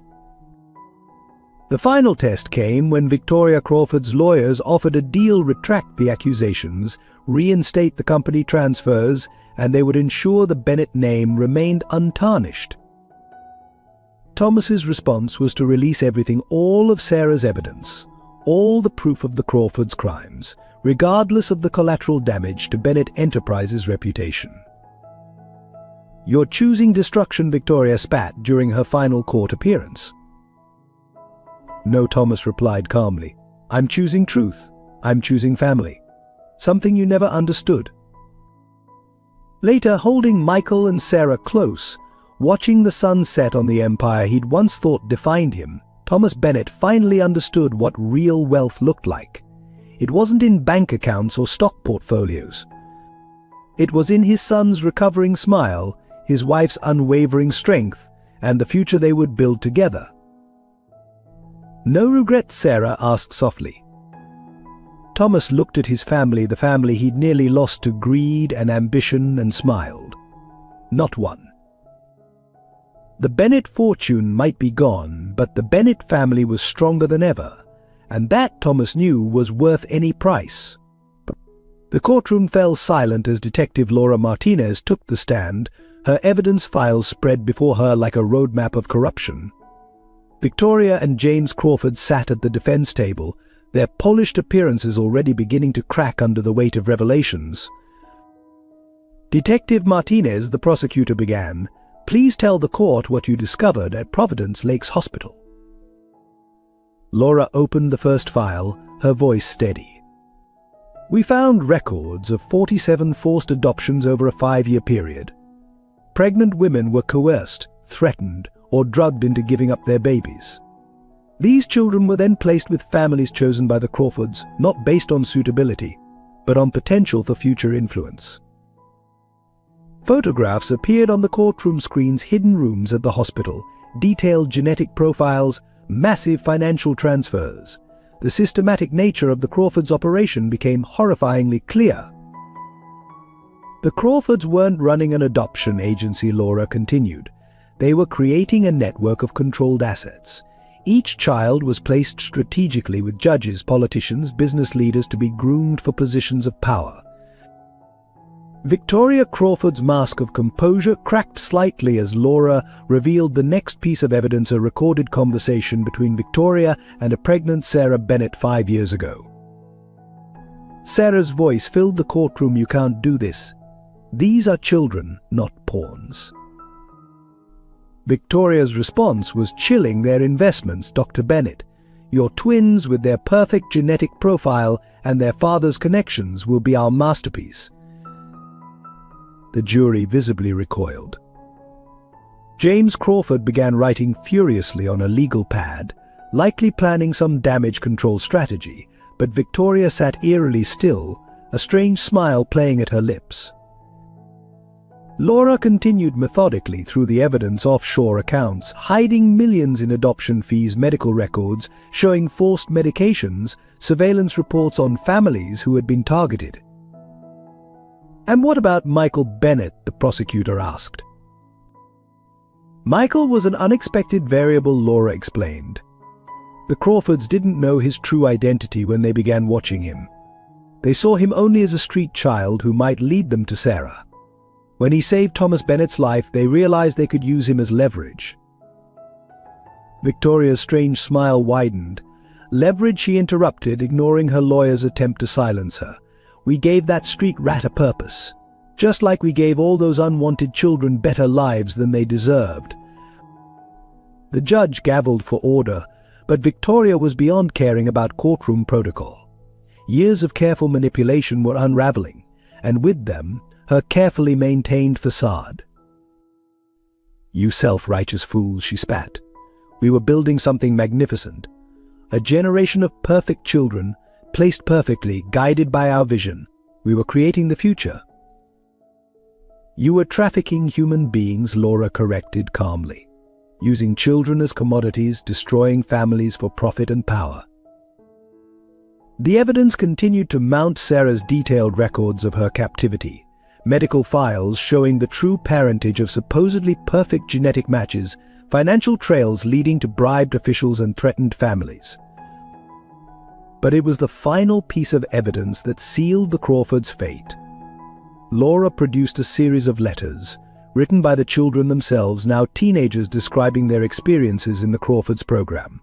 Stories of psychological manipulation, forced separation from birth parents, constant pressure to fulfill the roles they'd been placed in. As the letters were read aloud, Victoria's composure finally shattered completely. "They should be grateful," she screamed. "We gave them everything." "No," Laura responded quietly. "You took everything from them. Their choices, their true families, their freedom to be anything other than what you planned." The courtroom erupted into chaos as Victoria lunged across the table, years of controlled ambition dissolving into raw fury.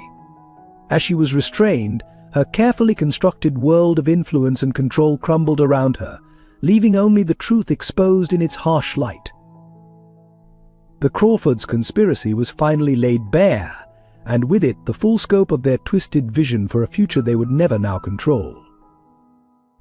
In the hospital's private family room, Sarah finally shared the complete story of her separation, her voice steady despite the pain of remembrance.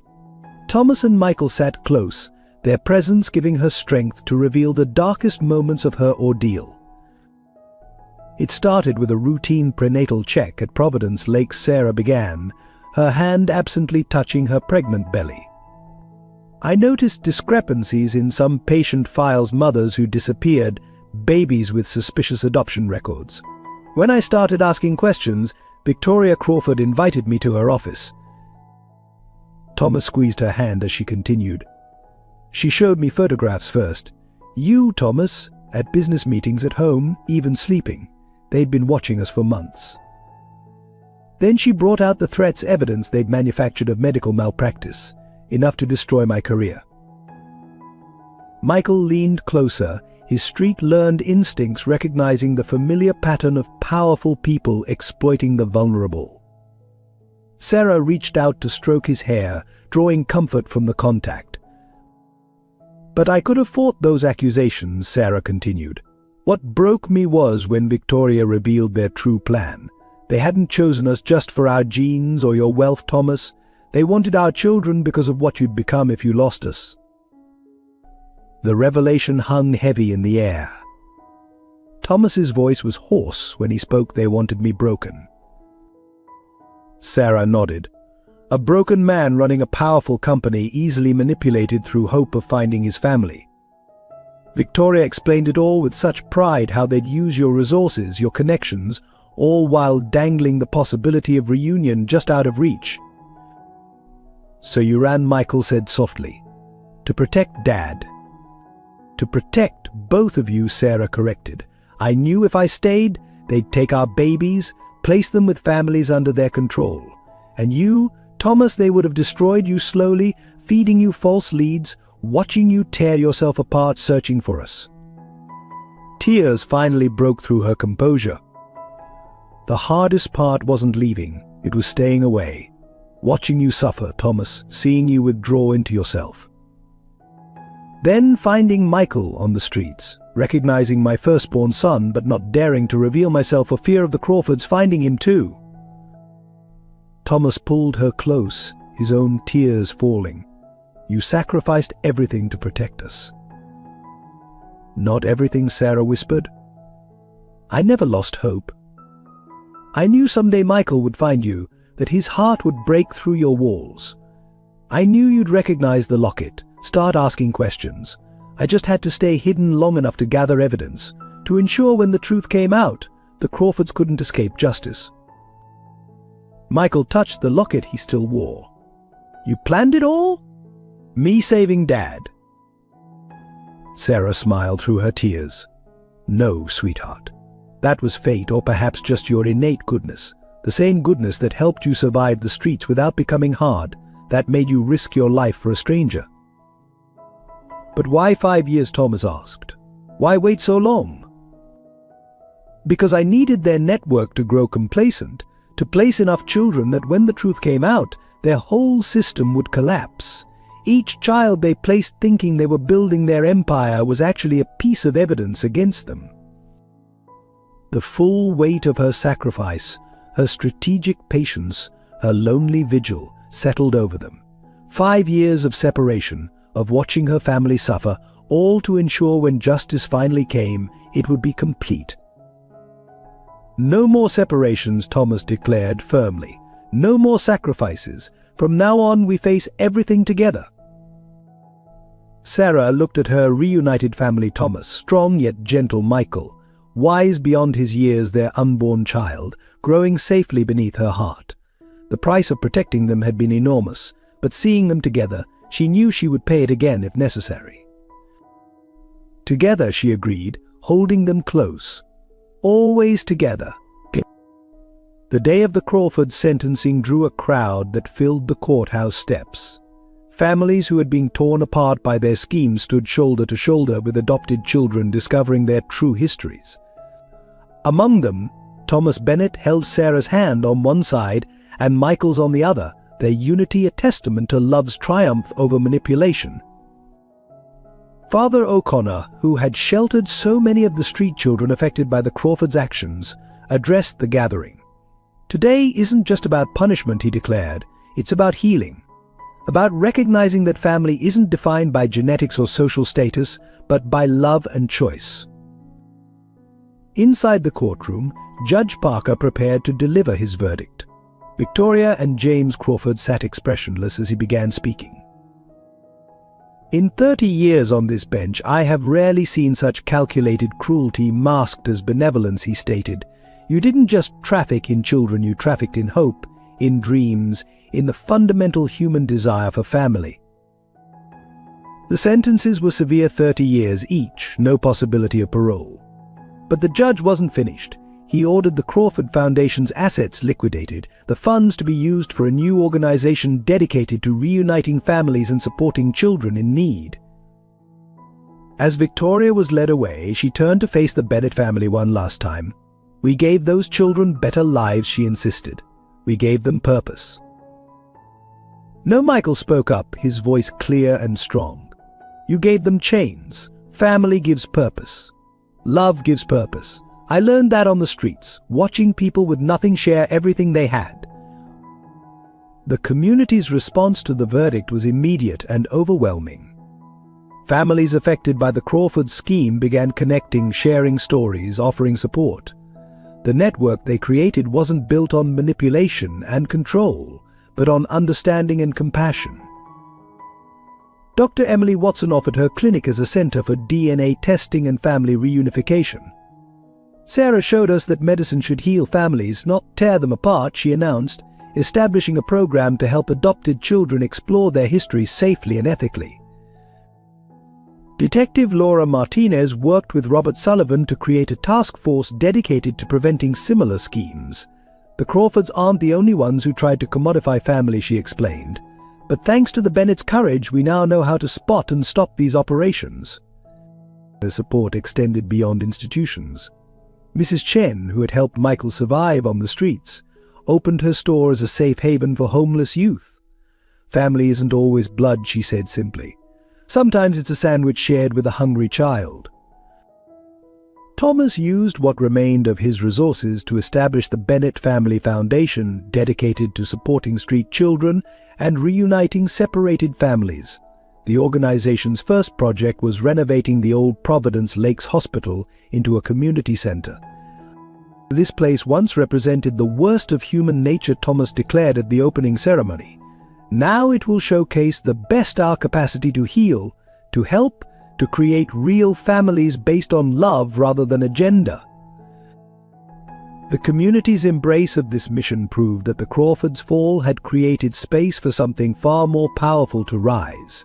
Where they had built walls, bridges now formed. Where they had sowed fear and isolation, connection and support now flourished. But Sarah, now in her final month of pregnancy, watched these changes with quiet satisfaction. This is what real influence looks like, she told her family.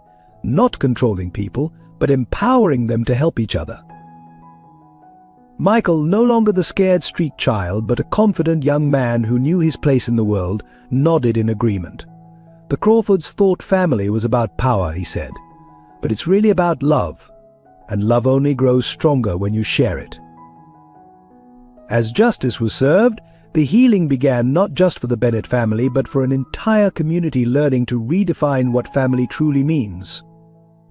The day Sarah went into labor, Boston experienced its first snowfall of the year.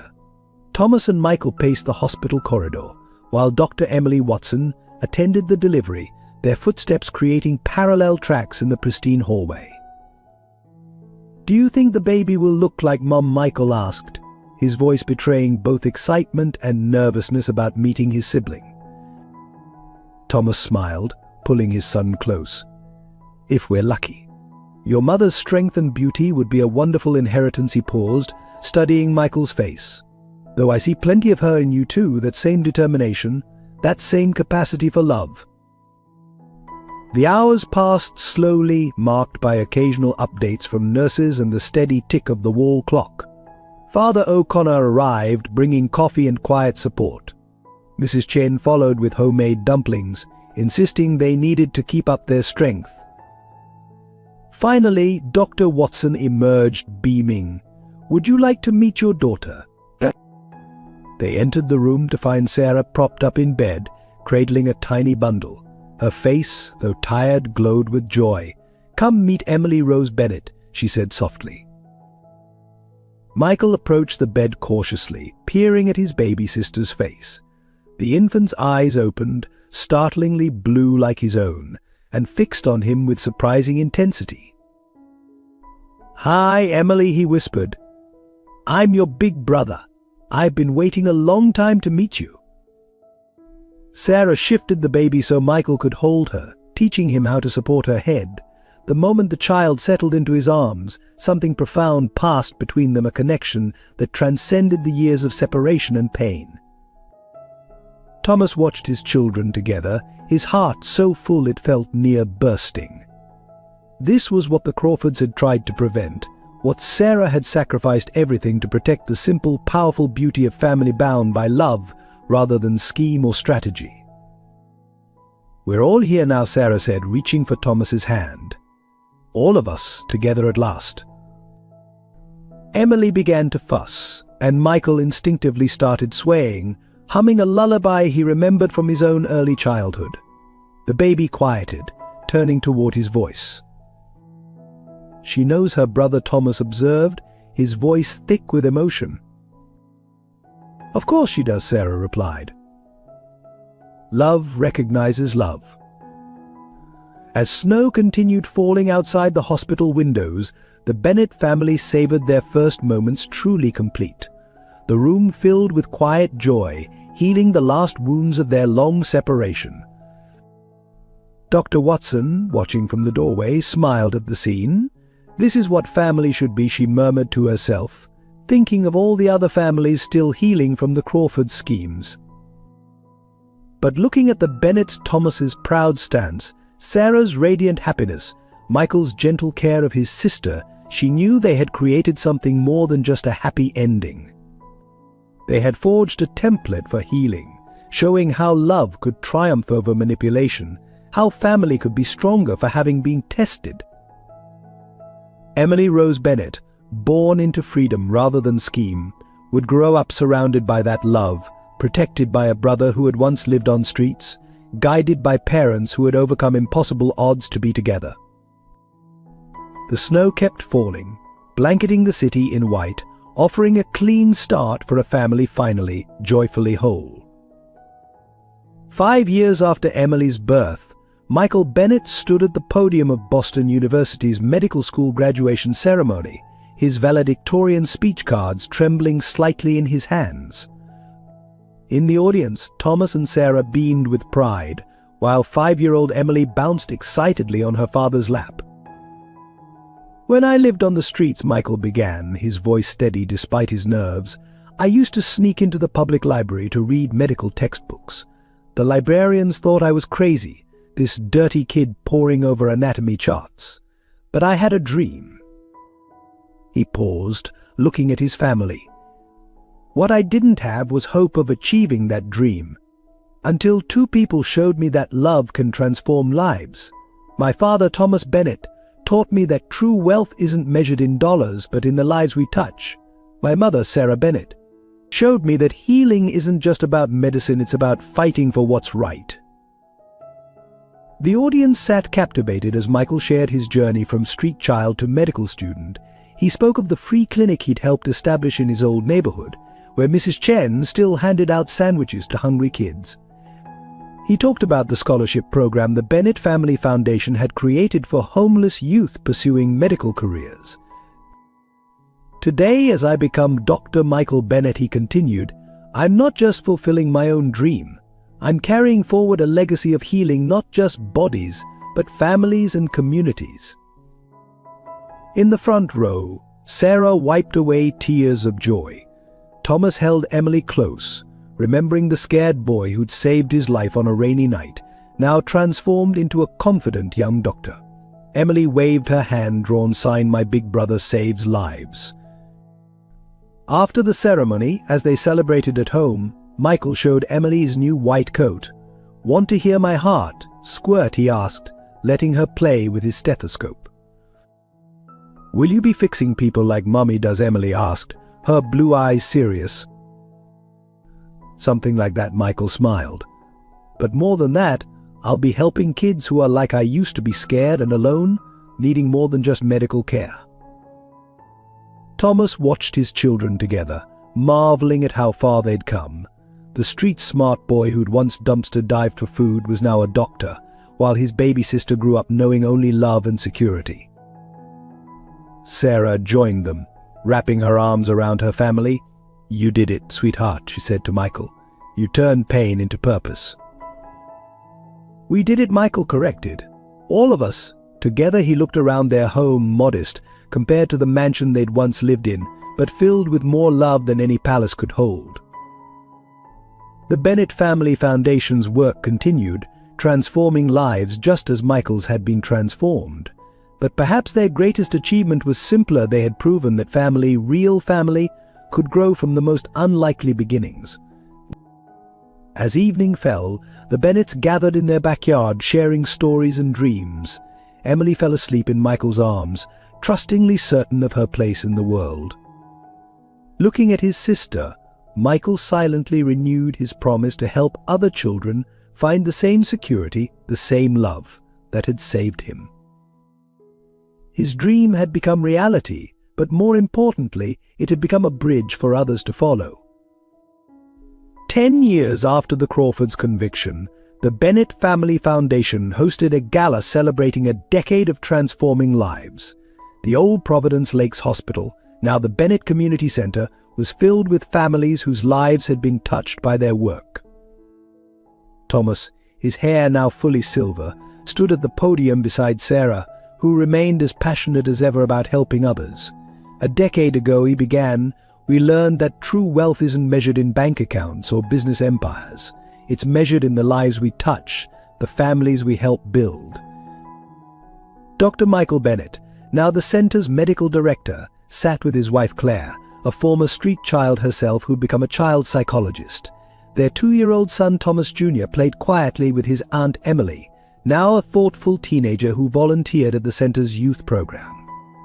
Around the room, success stories abounded. Former street children who'd become teachers, doctors, lawyers, all giving back to the community that had helped them. Families reunited through the Foundation's DNA program shared tables with adoptive families who'd learned to embrace both biological and chosen connections. Mrs. Chen's daughter now ran a chain of food banks across the city, while Father O'Connor's youth shelter network had expanded nationwide. Detective Martinez, though retired, still consulted on family reunification cases, working alongside Robert Sullivan's legal advocacy team. The Crawfords thought they could control the future through manipulation and fear Sarah addressed the gathering. But they never understood that real influence comes from love, from giving people the freedom to choose their own paths while supporting them along the way. Michael stood to share his own perspective.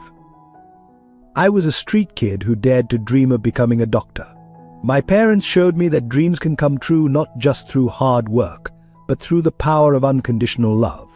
That's the message we share with every child who comes through these doors.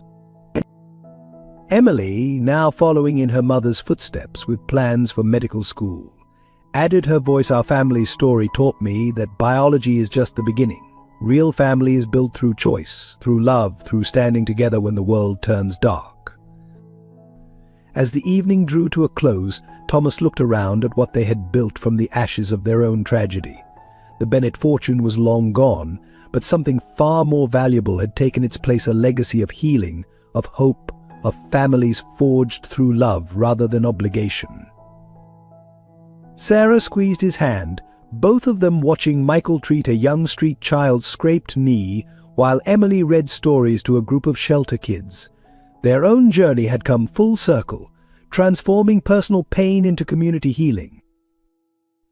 "We did it," Sarah whispered. "We turned their scheme for control into a force for good."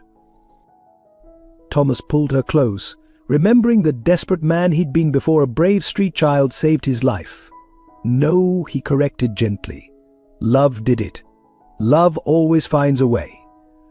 Around them, the Bennett Community Center hummed with activity, hope, and possibility, a living testament to the truth that family isn't about power or control, but about the choice to love without conditions, to stand together against darkness, and to lift others as you climb.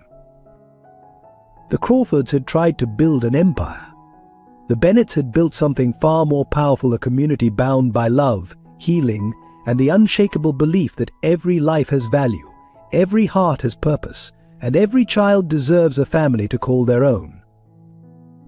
Thank you for joining us on this emotional journey of love, sacrifice, and redemption. If this story touched your heart, please share your thoughts and feelings in the comments below. We value your perspective and would love to hear how this narrative resonated with you. Support our team by subscribing to our channel and sharing this video with friends and family who might find inspiration in the Bennett family story.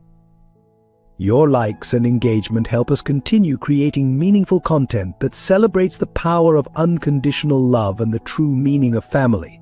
Together, let's spread these messages of hope and healing.